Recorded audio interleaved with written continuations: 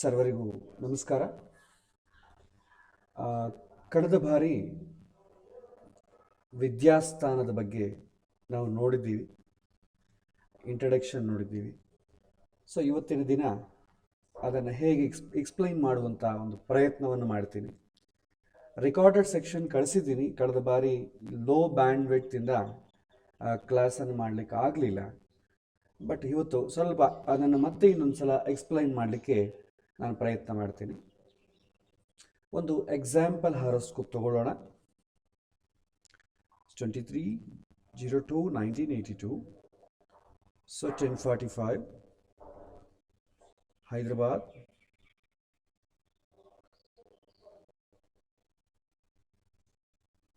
Andhra Pradesh. So ಇವತ್ತು Hyderabad ತೆಲಂಗಾಣದಲ್ಲಿದೆ, but software ಮಾಡೋ ಕಾಲಕ್ಕೆ ಆಂಧ್ರ ಪ್ರದೇಶದಲ್ಲಿ ಇತ್ತದ ಕಾರಣ ನಾನು ಅದನ್ನೇ ಹಾಕ್ತೀನಿ, ಕನ್ಫ್ಯೂಸ್ ಮಾಡ್ಕೊಳ್ಬೇಡಿ. ಸೊ ಇದು ಜಾತಕ. ಎಜುಕೇಷನ್ ಬಗ್ಗೆ ನೋಡಬೇಕಾದ್ರೆ ನಾವು ಕಳೆದ ಕ್ಲಾಸಲ್ಲಿ ಫಾರ್ಮುಲಾಸ್ ಹೇಳಿದೆ, ಯಾವ ಥರ ನೋಡಬೇಕು ಅಂತ. ಇಲ್ಲಿ ಮುಖ್ಯವಾಗಿ ನೋಡಿ, ಯಾವುದೇ ಆಗಲಿ ನಾವು ಲಗ್ನ ಸ್ಥಾನವನ್ನು ನೋಡಿದ್ವಿ. ಇವತ್ತು ನನ್ನ ಲಾಸ್ಟ್ ಕ್ಲಾಸಲ್ಲಿ ಬೇಸಿಕ್ಸ್ ಎಜುಕೇಷನ್ ಬಗ್ಗೆ ನೋಡಿದ್ವಿ. Formula is same.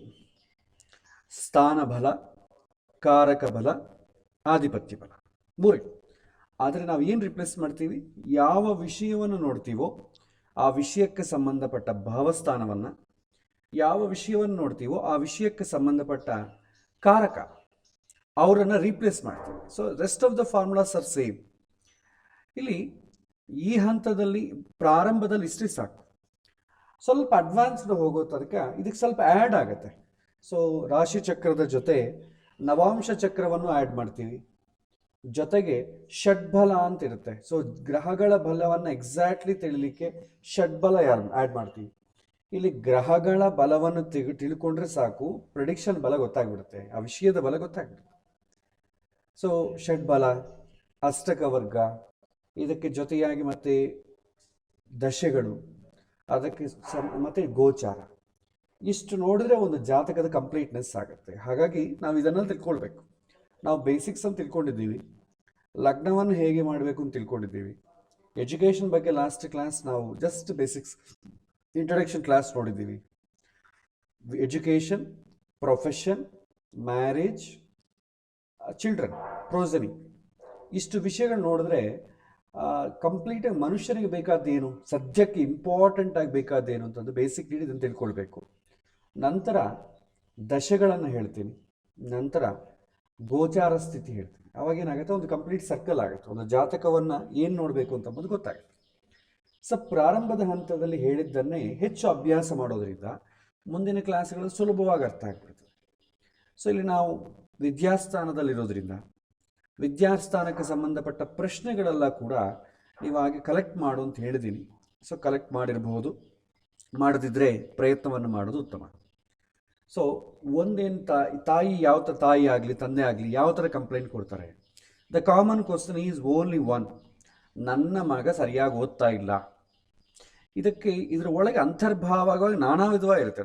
ಓದ್ತಾ ಇಲ್ಲ ಅಂತಂದರೆ ಪುಸ್ತಕ ಇಟ್ಕೊಂಡು ಓದ್ತಾ ಇಲ್ಲ, ಓದಿದ್ರು ಮಾರ್ಕ್ಸ್ ಬರ್ತಾ ಇಲ್ಲ, ಬಂದರೂ ಅವನಿಗೆ ಸರಿಯಾದಂಥ ಕಾಲೇಜು, ಸರಿಯಾದಂಥ ಸ್ಕೂಲು ಇದೆಲ್ಲ ಇಲ್ಲವೇ ಇಲ್ಲ. ಈ ಥರ ನಾನಾ ಅರ್ಥವಾಗಿ ಹೇಳ್ಬೋದು. ಆದರೆ ನಿಮಗೆ ಹೇಳೋ ಪ್ರಶ್ನೆ ಸ್ಟ್ರೈಟಾಗಿ ಒಂದೇ ಇರುತ್ತೆ. ನೀವು ಅದನ್ನು, ಆ ಪ್ರಶ್ನೆಯನ್ನು ಸಬ್ ಕ್ವಶನ್ಸ್ ನೀವು ಎಕ್ಸ್ಟ್ರಾಕ್ಟ್ ಮಾಡಿಕೊಳ್ಬೇಕು, ಕನ್ಫರ್ಮೇಷನ್ ಮಾಡಿಕೊಳ್ಬೇಕು. ಸೊ ಓದ್ತಾ ಇಲ್ವಾ, ಏನು ಮಾಡ್ತೀರಿ, ಹಿಂದೆ ಎಜುಕೇಷನ್ ಎಷ್ಟು ಮಾರ್ಕ್ಸ್ ಬರ್ತಾ ಇದೆ, ಯಾವ ಪರ್ಸೆಂಟೇಜಲ್ಲಿ ಬರ್ತಾ ಇದ್ದಾನೆ, ಆ ಮಾರ್ಕ್ಸ್ ಎಲ್ಲ ಚೆನ್ನಾಗಿ ಬರ್ತೀರಿ. ಆದರೆ ಮನೆಗೆ ಕೂತ್ಕೊಂಡು ಓದಂದರೆ ಓದಲ್ಲ. ಒಂದು ವೇಳೆ ಮನೆಗೆ ಕೂತ್ಕೊಂಡು ಓದಿದರೆ ಇನ್ನೂ ಜಾಸ್ತಿ ಬರ್ಬೋದಲ್ವಾ. 100 ಮಾರ್ಕ್ಸ್ ಬರುತ್ತೆ ಅಂತ ಅಂದ್ಕೊಡಿ. ಚೆನ್ನಾಗಿ ಓದಿದ್ರೆ 105 ಬರೋದಲ್ಲ. ಈ ಥರ ಇರೋ ಜನಗಳು ಕೂಡ ಇದ್ದಾರೆ. ಸೊ ಬುಕ್ ವಾಮ್ ಆಗಿರೋ ಜನಗಳು ಇದ್ದಾರೆ. ಸರ್ ಓನ್ಲಿ 75% ತಂದುಕೊಡ್ತಾ ಇರ್ತಾನೆ. ಇನ್ನು ಸ್ವಲ್ಪ ಓದಿದ್ರೆ 80%, 90% ರೀಚ್ ಆಗ್ತಾನಲ್ವಾ. ಗ್ಯಾಪ್ ಎಷ್ಟಿದೆ, 25% ಇದೆ.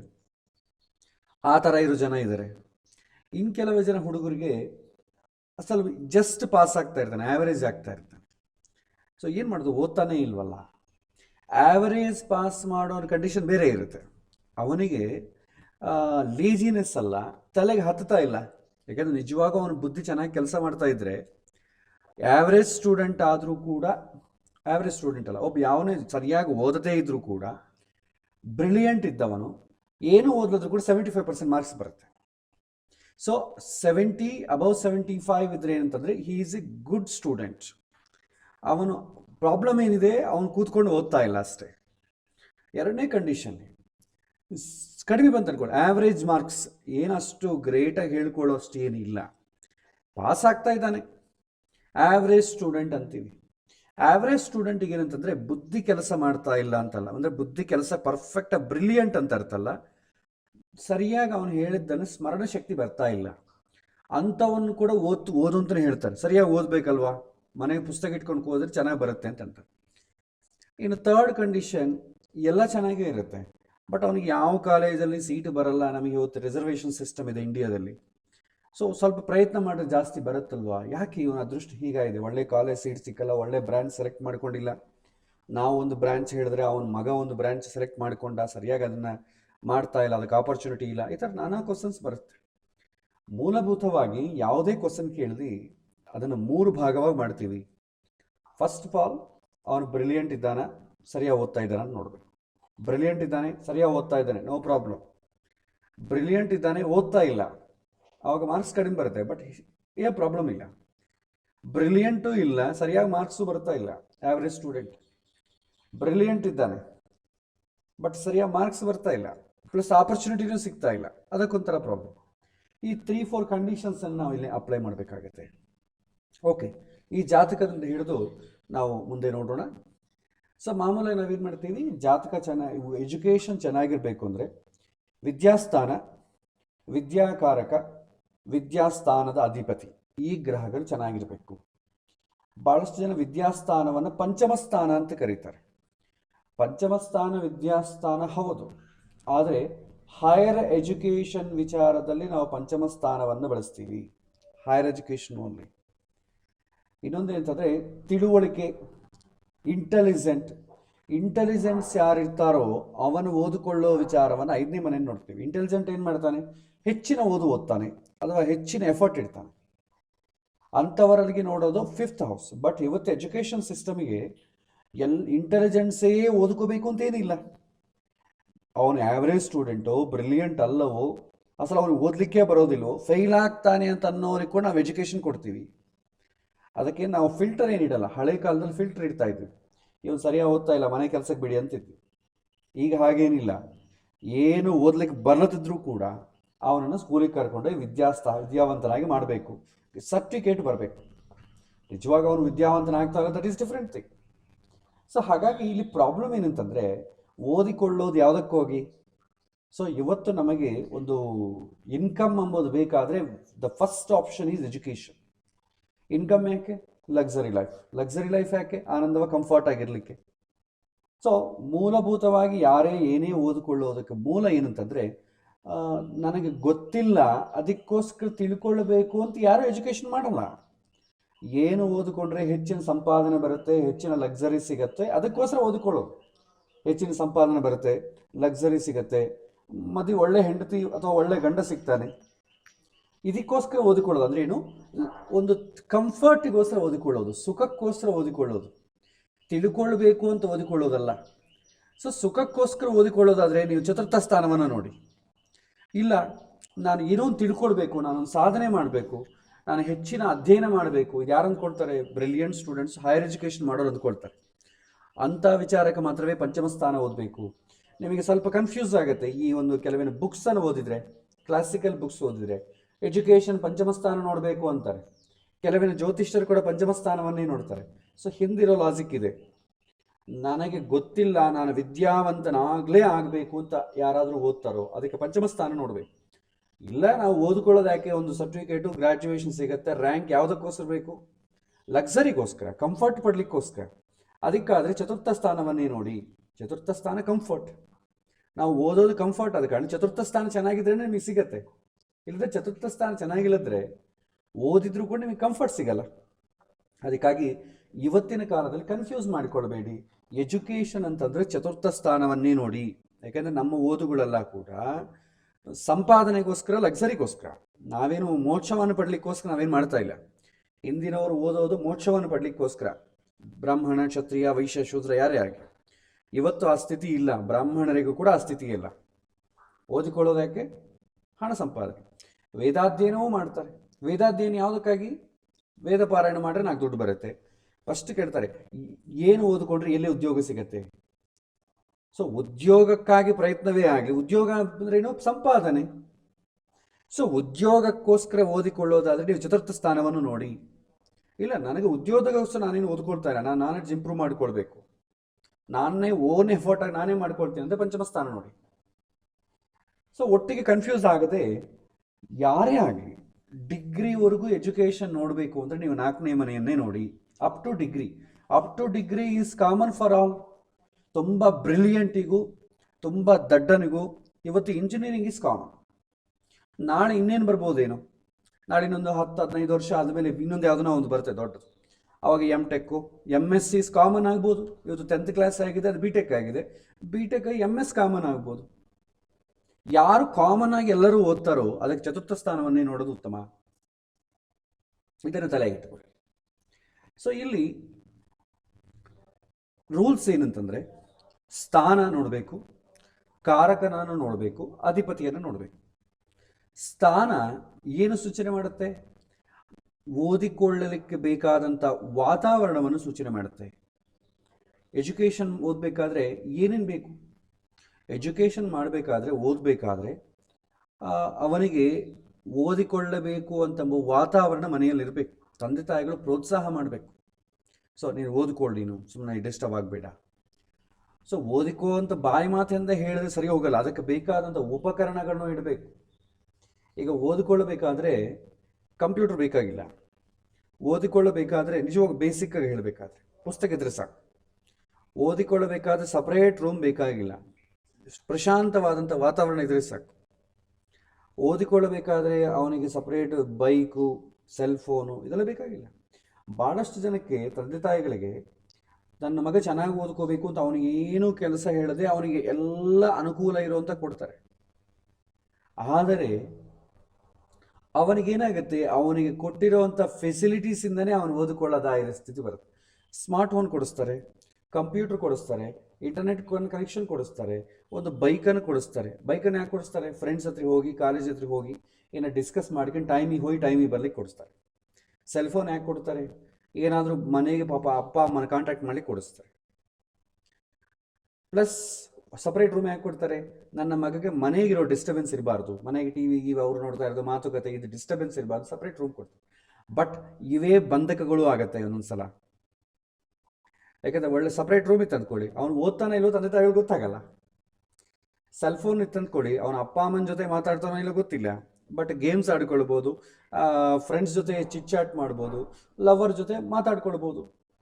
ಇದಕ್ಕೂ ಅವಕಾಶ ಇದೆ. ಪ್ಲಸ್ ಬೈಕ್ ಇದೆ ಅಂದ್ಕೊಳ್ಳಿ, ಕೇವಲ ಸ್ಕೂಲಿಗೆ ಕಾಲೇಜಿಗೆ ಮಾತ್ರ ಹೋಗ್ತಾನೆ, ಅವನು ಬೇಕಾದ್ರೆ ಪಿಕ್ನಿಕ್ ಹೋಗ್ತಾನೆ, ಇಲ್ಲಿ ಬಿಡ್ತಾನೋ ಎಲ್ಲಿ ಹೇಳ್ತಾನೋ ಗೊತ್ತಿಲ್ಲ. ಪಾಕೆಟ್ ಮನಿ ಕೊಟ್ಟರು ಅಂದ್ಕೊಳ್ಳಿ, ಮನೆಗೆಲ್ಲ ಮಾಡಿದಾಗ ಪಾಕೆಟ್ ಮನಿ ಯಾಕೆ? ಅವನ ಹವ್ಯಾಸಗಳು ಶುರು ಆಗುತ್ತೆ. ಅಂದರೆ ಏನೂ ಫೆಸಿಲಿಟೀಸ್ ಇಲ್ಲದ್ರೂ ಒಂದು ಕಷ್ಟವೇ, ಹೆಚ್ಚು ಫೆಸಿಲಿಟೀಸ್ ಇದ್ರೂ ಕಷ್ಟವೇ. ಪಾಪ ಏನು ಫೆಸಿಲಿಟೀಸ್ ಇಲ್ಲ, ಮನೆಗೆ ದಿನಾಗೂ ಜಗಳ ಆಡ್ತಾ ಇರ್ತಾರೆ, ಟಿ ವಿ ನೋಡ್ತಾ ಇರ್ತಾರೆ. ಪಾಪ ಆ ಮಗು ಓದ್ಕೊಳ್ಬೇಕು ಅಂದ್ರೆ ಓದ್ಕೊಳ್ಳಿಕ್ಕಾಗಲ್ಲ. ಇನ್ನು ಕೆಲವು ಎಲ್ಲ ಫೆಸಿಲಿಟೀಸು ಕೊಡ್ತಾರೆ, ಆಗಲೂ ಕೂಡ ಓದಿಕೊಡ್ತಾರೆ. ದಯವಿಟ್ಟು ಮ್ಯೂಟ್ ಮಾಡ್ಕೊಳ್ಳಿ, ದಯವಿಟ್ಟು ಅನ್ಮ್ಯೂಟ್ ಮಾಡಲಿಕ್ಕೆ ಹೋಗಬೇಡಿ, ಯಾಕಂದರೆ ಮಧ್ಯದಲ್ಲಿ ಡಿಸ್ಟರ್ಬ್ ಆಗುತ್ತೆ. ಓಕೆ, ಹಾಗಾಗಿ ಫೆಸಿಲಿಟೀಸ್ ಇದೆಯಾ ಇಲ್ವಾ ಅಂತಂಬುದು ಮುಖ್ಯ ಅಲ್ಲ. ಇದ್ರೂ ಇಲ್ಲದ್ರೂ ಓದಿಕೊಳ್ಳೇಬೇಕಾದ ವಾತಾವರಣ ಇದೆಯಾ? ಹಿಂದಿನವರೆಲ್ಲ ಕೂಡ ಕರೆಂಟ್ ಇಲ್ಲದ್ರೂ ಕೂಡ ಬೀದಿ ದೀಪಗಳ ಕೆಳಗೆ ಓದ್ಕೋತಾ ಇದ್ರು. ಇವತ್ತು ಎಲ್ಲ ಫೆಸಿಲಿಟೀಸ್ ಇದ್ರೂ ಕೂಡ ಮನೆಗೆ ಮಕ್ಕಳು ಓದೋದು ತುಂಬ ಕಷ್ಟವಾಗಿ. ಇದಕ್ಕೆ ನಾವೇನಂತೀವಿ, ಅವನಿಗೆ ಓದಿಕೊಳ್ಳಿಕ್ಕೆ ಬೇಕಾದಂಥ ವಾತಾವರಣ ಇದೆಯಾ ಅಂತ ನೋಡ್ತೀವಿ.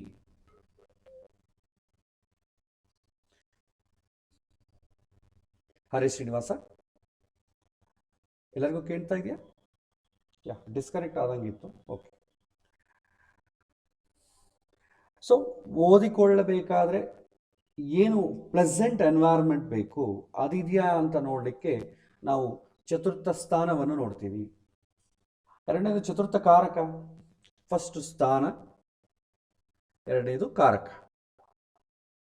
ಸೊ ಕಾರಕ ಯಾವುದಕ್ಕೆ ನೋಡ್ತೀವಿ ಅಂತಂದರೆ, ಓದಿಕೊಳ್ಳಬೇಕಾದ್ರೆ ಬುದ್ಧಿ ಬೇಕು. ಇವತ್ತು ಬುದ್ಧಿ ಇಲ್ಲದ್ರೂ ಓದ್ಕೊಳ್ಬೋದು, ಬುದ್ಧಿ ಅಂತ ಅಂಬೋದು ಮ್ಯಾಂಡೇಟ್ರಿ ಏನಲ್ಲ.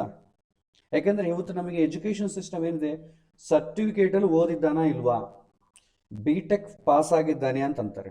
ಬಿ ಟೆಕ್ ಬರೀ ಪಾಸ್ ಆಗಿರೋದು ಆ ನಂಬರ್ಸ್ ನೋಡಿ ಎಫಿಷಿಯನ್ಸಿನ ಎಸ್ಟಿಮೇಟ್ ಮಾಡೋಕ್ಕಾಗಲ್ಲ. ಅದಕ್ಕೆ ಏನು ಮಾಡ್ತಾರೆ, ಇಂಟರ್ವ್ಯೂಸ್ ಎಲ್ಲ ಕೂಡ ವೈವೋ ಕ್ವಶನ್ಸ್ ಇಡ್ತಾರೆ, ಇವನು ಎಷ್ಟು ಶಾರ್ಟ್ ಟೈಮಲ್ಲಿ ಆನ್ಸರ್ ಹೇಳ್ತಾನೆ ಅಂತ, ಅಲ್ಲಿ ಮತ್ತೆ ಫಿಲ್ಟರ್ ಆಗ್ತಾರೆ.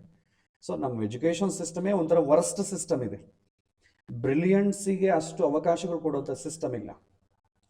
ಹಾಗಾಗಿ ಕಾರಕ ಏನು ಮಾಡ್ತಾನೆ, ಇವನಿಗೆ ಎಷ್ಟು ಶಾರ್ಟೆಸ್ಟ್ ಟೈಮಲ್ಲಿ ತಲೆಯಲ್ಲಿಟ್ಟುಕೊಂಡಂಥ ವಿಚಾರವನ್ನು ರಿಕಾಲ್ ಮಾಡ್ತಾನೆ ಅಂತ ನೋಡ್ತಾರೆ. ಬಟ್ ನಮಗೆ ಅದು ಯಾವುದೂ ಉಪಯೋಗ ಇಲ್ಲದೆ ಇರ್ಬೋದು. ಪೈಥಾಗರಸ್ ಥಿಯರಮ್ ನಮಗೇನು ಉಪಯೋಗ ಇಲ್ಲ. Okay, Newton's law of motion ಸೈನ್ಸಾಗ ಅವನು ಡೀಪಾಗಿ ಸೈಂಟಿಸ್ಟ್ ಆರ ಉಪಯೋಗ ಆಗ್ಬೋದು. ಕಾಮನ್ ಪಬ್ಲಿಕ್ ಏನು ಉಪಯೋಗ, ಅದು ಏನೂ ಉಪಯೋಗ ಇಲ್ಲ. ಆದರೂ ನಾವು ಓದಿಕೊಳ್ತೀವಿ. ಯಾಕೆ ಅಂತಂದರೆ ಅದು ನಮಗೆ ಉಪಯೋಗಕ್ಕಾಗುತ್ತೆ ಅಂತಲ್ಲ, ಎಷ್ಟು ಶಾರ್ಟೆಸ್ಟ್ ಟೈಮಲ್ಲಿ ಆ ವಿಷಯಗಳನ್ನೆಲ್ಲ ಕೂಡ ರಿಕಾಲ್ ಮಾಡ್ತಾನೆ. ಈ ವಿಚಾರಕ್ಕಾಗಿ ಬುದ್ಧಿ ಪರೀಕ್ಷೆ ಮಾಡಲಿಕ್ಕೆ ನಮ್ಮ ಎಜುಕೇಷನ್ ಸಿಸ್ಟಮ್ ಇರೋದು. ಸೊ ಬುದ್ಧಿವಂತನಾದವನು ಬೇಗ ಹೇಳ್ತಾನೆ, ಬುದ್ಧಿ ಇಲ್ಲದವನು ಅದನ್ನ ಬಗ್ಗೆ ಕನ್ಫ್ಯೂಸ್ ಮಾಡಿಕೊಳ್ತಾನೆ. ಕೆಲವು ಜನ ಅದನ್ನು ಅಪ್ಲೈ ಮಾಡಲಿಕ್ಕೂ ಬರಲ್ಲ. ಹಾಗಾಗಿ ಕಾರಕನನ್ನು ನೋಡ್ತೀವಿ. ಕಾರಕ ಯಾರು? ಬುಧ. ಸೊ ಬುಧ ಹೇಗಿದ್ದಾನೆ ಅಂತಂಬ ವಿಚಾರವನ್ನು ನಾವು ನೋಡ್ತೀವಿ. ಬುಧ ತುಂಬ ಸ್ಟ್ರಾಂಗ್ ಆಗಿತ್ತು ಅಂದ್ಕೊಳ್ಳಿ, ಒಳ್ಳೆ ಬುದ್ಧಿವಂತ, ಅಂದರೆ ಶಾರ್ಟೆಸ್ಟ್ ಟೈಮಲ್ಲಿ ಹೇಳಿದಂಥ ವಿಷಯವನ್ನು ಹೇಳ್ತಾನೆ, ಆನ್ಸರ್ ಕೊಡ್ತಾನೆ. ಬುದ್ಧಿ ಯಾರಿಗೆ ಬಲಹೀನವಾಗಿದೆ ಅವನು ಬುದ್ಧಿವಂತ ಅಲ್ಲ. ಬುದ್ಧಿ ಇಲ್ಲ ಅಂತಂಬೋದು ಟೆಕ್ನಿಕಲ್ ಟರ್ಮ್ ಅಲ್ಲ. ಸೊ ಬುದ್ಧಿ ಇಲ್ಲ ಅಂತಂಬೋದು ನಮ್ಮ ವ್ಯವಹಾರ. ಬುದ್ಧಿ ಇಲ್ಲ ಅಂತಲ್ಲ, ಬುದ್ಧಿ ಸರಿಯಾಗಿ ಉಪಯೋಗ ಮಾಡಿಕೊಳ್ಳಿಕ್ಕೆ ಬರೋದಿಲ್ಲ. ಯಾಕೆಂತಂದ್ರೆ ಬುದ್ಧಿ ಏನು ಮಾಡಬೇಕು, ಸ್ಮರಣ ಶಕ್ತಿ ಇರಬೇಕು, ಅದಕ್ಕೆ ಬೇಕಾದಂಥ ಎಫಿಷಿಯನ್ಸಿ ಇಲ್ಲ. ಈಗ ಒಂದು ಬಸ್ ಇದೆ, ಬಸ್ಸು 80 ಕಿಲೋಮೀಟರ್ ಸ್ಪೀಡ್ ಹೋದ್ರೂ ಅದರ ಬಸ್ ಅಂತಲೇ ಅಂತಾರೆ, 20 ಕಿಲೋಮೀಟರ್ ಸ್ಪೀಡ್ ಹೋದ್ರೂ ಬಸ್ ಅಂತಲೇ ಅಂತಾರೆ. ಸೊ ಹಾಗಾಗಿ ದಯವಿಟ್ಟು ಮ್ಯೂಟ್ ಮಾಡ್ಕೊಳ್ಳಿ, ಕ್ಲಾಸ್ ಡಿಸ್ಟರ್ಬ್ ಆಗುತ್ತೆ. ದಯವಿಟ್ಟು ಮ್ಯೂಟ್ ಮಾಡ್ಕೊಳ್ಳಿ. ಒಂದ್ಸಲ ಮ್ಯೂಟ್ ಮಾಡಿದ್ಮೇಲೆ ತೆಗಿಬೇಡಿ, ಯಾಕಂದರೆ ಡಿಸ್ಟರ್ಬ್ ಆಗುತ್ತೆ. ರೆಕಾರ್ಡ್ ಆಗ್ತಾ ಇರುತ್ತಲ್ವ, ನನಗೂ ಅಟೆನ್ಷನ್ ಡೈವರ್ಟ್ ಆಗುತ್ತೆ. ಓಕೆ, ಸೊ ಹಾಗಾಗಿ 100 ಕಿಲೋಮೀಟರ್ಸ್ ಫಾಸ್ಟ್ ಹೋದ್ರೂ ಬಸ್ ಅಂತಲೇ ಅಂತಾರೆ, 20 ಕಿಲೋಮೀಟರ್ಸ್ ಫಾಸ್ಟ್ ಹೋದ್ರೂ ಬಸ್ ಅಂತಲೇ ಅಂತಾರೆ. ಸ್ಲೋ ಆಗುತ್ತೆ, ಫಾಸ್ಟ್ ಆಗುತ್ತೆ, ಬಟ್ ಬಸ್ ಈಸ್ ಬಸ್.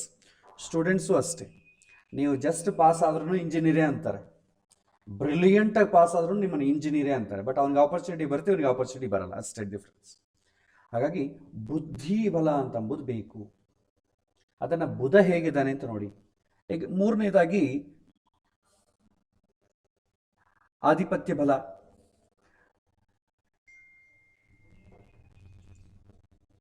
ಆಧಿಪತ್ಯ ಬಲವನ್ನು ನೋಡ್ತೀವಿ. ಆಧಿಪತ್ಯ ಬಲ ಅಂತಂದ್ರೆ ಏನು?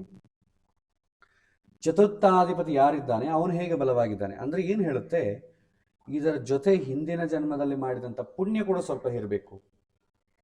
ಆ ಪುಣ್ಯ ಇಲ್ಲದೆ ಇದ್ದರೆ ನಿಮಗೆ ಅವಕಾಶಗಳು ಸಿಗಲ್ಲ. ಒಳ್ಳೆ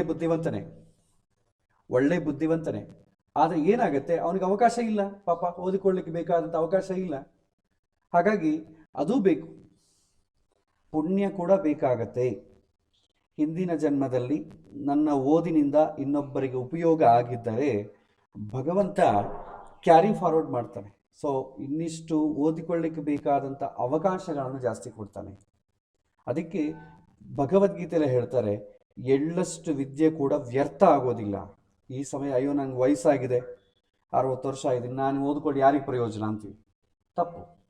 60 ವರ್ಷ ಆದ ಮೇಲೆ ಕೂಡ ಯಾವುದಾದ್ರೂ ಒಂದು ಸಬ್ಜೆಕ್ಟ್ ಒಂದು ಕಲಿತರೆ ಅದು ಎಲ್ಲಿ ನಮ್ಮ ಜೀವ ಸ್ಟಾಪ್ ಆಗುತ್ತೋ ಬರೋ ಜನ್ಮದಲ್ಲಿ ಮತ್ತೆ ಅಲ್ಲಿಂದನೇ ಶುರು ಆಗುತ್ತೆ, ಮತ್ತೆ ಫಸ್ಟಿಂದ ಮಾಡೋದು ಬೇಕಾಗಿಲ್ಲ. ಸೊ ಹಾಗಾಗಿ ಇದಕ್ಕೆ ಏಜ್ ಲಿಮಿಟ್ ಎಂಬುದೇನಿಲ್ಲ. ನಮಗೆ ಸರ್ಕಾರಕ್ಕೆ ಏಜ್ ಲಿಮಿಟ್, ನಮ್ದೆಲ್ಲ ಕೂಡ ವ್ಯವಹಾರ ಏನಾಗಿದೆ, 60 ವರ್ಷ ಅದು ನಾನು ಓದ್ಕೊಂಡು ಏನಾಗಬೇಕು, ನನಗೇನೋ ದುಡ್ಡು ಬರುತ್ತಾ, ನಾನು ಉದ್ಯೋಗ ಮಾಡ್ತೀನಿ, ಆ ಥರ ಮೈಂಡ್ ಸೆಟ್ಟಲ್ಲಿ ನಾವಿರ್ತೀವಿ. ನಮ್ಮ ಸನಾತನ ಧರ್ಮದಲ್ಲಿ ಆ ಥರ ಇಲ್ಲ. ಯಾವುದೇ ತಿಳ್ಕೊಂಡ್ರು, ಯಾವುದೇ ವಯಸ್ಸಲ್ಲಿ ತಿಳ್ಕೊಂಡ್ರು ವೇಸ್ಟ್ ಆಗೋದಿಲ್ಲ. ಅದು ನಮಗೆ ಖಂಡಿತವಾಗೂ ನೆಕ್ಸ್ಟ್ ಬರ್ತಿಗಾದ್ರೂ ಉಪಯೋಗ ಆಗುತ್ತೆ ಅಂತ ಹೇಳ್ತಾರೆ. ಯಾಕಂದರೆ ನಮ್ಮದು ಕರ್ಮ ಸಿದ್ಧಾಂತ, ಪುನರ್ಜನ್ಮ ಸಿದ್ಧಾಂತ ಆದ ಕಾರಣ. ಹಾಗಾಗಿ ನಾವು ಈ ಜನ್ಮದಲ್ಲಿ ಓದಿಕೊಂಡು 4 ಜನಕ್ಕೆ ಪ್ರಯೋಜನ ಆದರೆ ಮುಂದಿನ ಜನ್ಮ ಬಂದಾಗ ಏನಾಗುತ್ತೆ, ನಮಗೆ ಪ್ರಾರಂಭದಿಂದನೇ ನಾವು ಬ್ರಿಲಿಯಂಟ್ ಆಗ್ತೀವಿ. ಬ್ರಿಲಿಯಂಟ್ ಆಗೋದು ಅದಕ್ಕೆ ನಮ್ಮ ಓದಿನ ನಮ್ಮ ಚೆನ್ನಾಗಿ ಓದಿ ಸಮಯಕ್ಕೆ ತಕ್ಕಂತೆ ನಾವು ಪರಿಶ್ರಮ ಮಾಡ್ತಾ ಇದ್ರೆ ಭಗವಂತ ಇವ್ನು ಚೆನ್ನಾಗಿ ಪರಿಶ್ರಮ ಮಾಡ್ತಿದ್ದಾನೆ, ಬರೋ ಜನ್ಮದಲ್ಲಿ ಸ್ವಲ್ಪ ಅವಕಾಶ ಕೊಡೋಣ ಇನ್ನು ತಿಳ್ಕೊಳ್ಳಿಕ್ಕೆ, ಬುದ್ಧಿವಂತನಾಗಿ ಜಾತಕದಲ್ಲಿ ಬುಧ ಗ್ರಹ ಚೆನ್ನಾಗಿರೋ ಟೈಮಲ್ಲೇ ಹುಡ್ತಾನೆ. ಸೊ ಹೀಗೆ ನಾವು ನೋಡ್ಕೊಳ್ಬೇಕಾಗತ್ತೆ. ಸೊ ಸ್ಥಾನಬಲ, ಕಾರಕ ಬಲ, ಆಧಿಪತ್ಯ ಬಲ. ನೀವು ಬರೀ ಎಜುಕೇಷನ್ ಒಂದೇ ಸಾಕು, ಅವ್ರಿಗೆ ಸರ್ಟಿಫಿಕೇಟ್ ಇದ್ರೆ ಸಾಕು ಅಂತಂದರೆ ಬರೀ ಆಧಿಪತ್ಯ ಬಲವನ್ನು ಮಾತ್ರ ನೋಡ್ಕೊಳ್ಳಿ, ಎಲ್ಲ ಬೇಕಾಗಿಲ್ಲ. ಇಲ್ಲ ಸ್ವಲ್ಪ ಹೈಯರ್ ಎಜುಕೇಷನ್ ಮಾಡಬೇಕು ಅಂತಿದ್ದಾನೆ ಅಂತಂದರೆ ಕಾರಕ ಬಲವನ್ನು ಕೂಡ ನೋಡಿ, ಯಾಕಂದ್ರೆ ಸ್ವಲ್ಪ ಬುದ್ಧಿ ಬೇಕು. ಇಲ್ಲ ತುಂಬ ತೊಂದರೆ ಅನುಭವಿಸ್ತಾ ಇದ್ದಾನೆ, ಅಷ್ಟು ಆಪರ್ಚುನಿಟಿ ಬರ್ತಾ ಇಲ್ಲ, ಇಂಟ್ರೆಸ್ಟಿಂದ ಓದ್ತಾ ಇಲ್ಲ ಅಂದರೆ ಸ್ಥಾನಬಲವನ್ನು ಕೂಡ ನೋಡಿ. ಈ ಮೂರನ್ನು ಕೂಡ ಸಂದರ್ಭಾನುಸಾರವಾಗಿ ನೋಡಬೇಕು. ಸೊ ಫಸ್ಟ್ ಕ್ವಶನ್, ನನ್ನ ಮಗ ಓದ್ತಾ ಇಲ್ಲ, ನನ್ನ ಮಗ ಸರಿಯಾಗಿ ಓದ್ತಾ ಇಲ್ಲ ಅಂದರೆ ಪುಸ್ತಕ ಇಟ್ಕೊಂಡು ಮನೆಗೆ ಕೂಡಂದ್ರೆ ಕೂಡ್ತಾ ಇಲ್ಲ, ಯಾವುದೋ ಕ್ರಿಕೆಟ್ ಆಡ್ಲಿಕ್ಕೆ ಹೋಗ್ತಾನೆ, ಸ್ಮಾರ್ಟ್ ಫೋನ್ದ ಗೇಮ್ ಆಡ್ತಿರ್ತಾನೆ, ಫ್ರೆಂಡ್ಸ್ ಜೊತೆ ಚಿಟ್ಚಾಟ್ ಮಾಡ್ತಿದ್ದಾನೆ. ಹೋಗ್ಲಿ, ಮಾರ್ಕ್ಸ್ ಬರ್ತಾ ಇದೆ, 70-75% ಬರ್ತಾ ಇದೆ. ಬಟ್ ಆ ಟೈಮ್ ಕೂಡ ಯುಟಿಲೈಸ್ ಮಾಡಿಕೊಟ್ರೆ ಇನ್ನೂ ಅವನ ಜೀವನದಲ್ಲಿ ಇನ್ನೂ ಒಳ್ಳೆ ರ್ಯಾಂಕ್ ಬರುತ್ತಲ್ವಾ ಅಂತ ತಂದೆ ತಾಯಿಗಳ ತಾಪತ್ರಯ. ಇದಕ್ಕೆ ಈ ಕೇಸಲ್ಲಿ ಪ್ರಾಬ್ಲಮ್ ಎಲ್ಲ ಆಗುತ್ತೆ ಅಂದರೆ ಸ್ಥಾನದಲ್ಲಿ ಪ್ರಾಬ್ಲಮ್ ಇದ್ದರೆ ಈ ಥರ ಆಗುತ್ತೆ. ಬುದ್ಧಿವಂತನೇ, ಹಾಗಾಗಿ ಕಾರಕ ಬಲ ಚೆನ್ನಾಗಿದೆ, ತಂದೆ ತಾಯಿಗಳು ಒಳ್ಳೆ ಕಾಲೇಜು ಒಳ್ಳೆ ಅವಕಾಶಗಳನ್ನು ಕೊಟ್ಟಿದ್ದಾರೆ, ಆಧಿಪತ್ಯ ಬಲ ಚೆನ್ನಾಗಿದೆ. ಸ್ಥಾನ ಬಲ ಚೆನ್ನಾಗಿಲ್ಲದರಿಂದ, ಸ್ಥಾನ ಬಲಕ್ಕೆ ಪಾಪಗ್ರಹಗಳು ಇರುವುದರಿಂದ ಅವನಿಗೇನಾಗತ್ತೆ, ಓದ್ಕೊಳ್ಳಿಕ್ಕೆ ಬೇಕಾದಂಥ ಉತ್ಸಾಹ ಇರಲ್ಲ, ಮನೆಗೆ ಜಗಳಾಡ್ಕೊಂಡ್ರೂ ಉತ್ಸಾಹ ಇರಲ್ಲ. ಸಪ್ರೇಟ್ ರೂಮ್ ಕೊಟ್ಬಿಟ್ಟು ಬಾಗಿಲು ಹಾಕ್ಕೊಂಡು ಅವನು ಯಾವುದೋ ಒಂದು ಸಿನಿಮಾ ನೋಡಿದ್ರು ಕೂಡ ಉತ್ಸಾಹ ಇರಲ್ಲ. ಏನು ಮಾಡ್ತಾ ಇದ್ದೀನಿ ಅಂತ ಕೇಳಿದ್ರೆ ಅನ್ಕೊಳ್ಳಿ, ನಾವು ಓದ್ಕೊಳ್ತಾ ಇದ್ದೀನಿ ಅಂತ ಹೇಳ್ತಾನೆ ರೂಮ್ ಒಳಗಿಂದ. ಯಾರು ನೋಡಿದ್ದಾರೆ? ಅಷ್ಟೆಲ್ಲ ಓದ್ಕೊಂಡು ಮತ್ತೆ ಮಾರ್ಕ್ಸ್ ಯಾಕೆ ಬರಲ್ಲ? ಸೊ ಈ ಥರ. ಸೊ ಸ್ಥಾನ ಪ್ರಾಬ್ಲಮ್ ಇದ್ದಾಗ ಈ ಥರ ಆಗುತ್ತೆ. ಕಾರಕ ಪ್ರಾಬ್ಲಮ್ ಇದ್ರೆ ಏನಾಗುತ್ತೆ, ಪಾಪ ಚೆನ್ನಾಗಿ ರಾತ್ರಿ ಹಗಲು ಓದ್ತಾನೆ.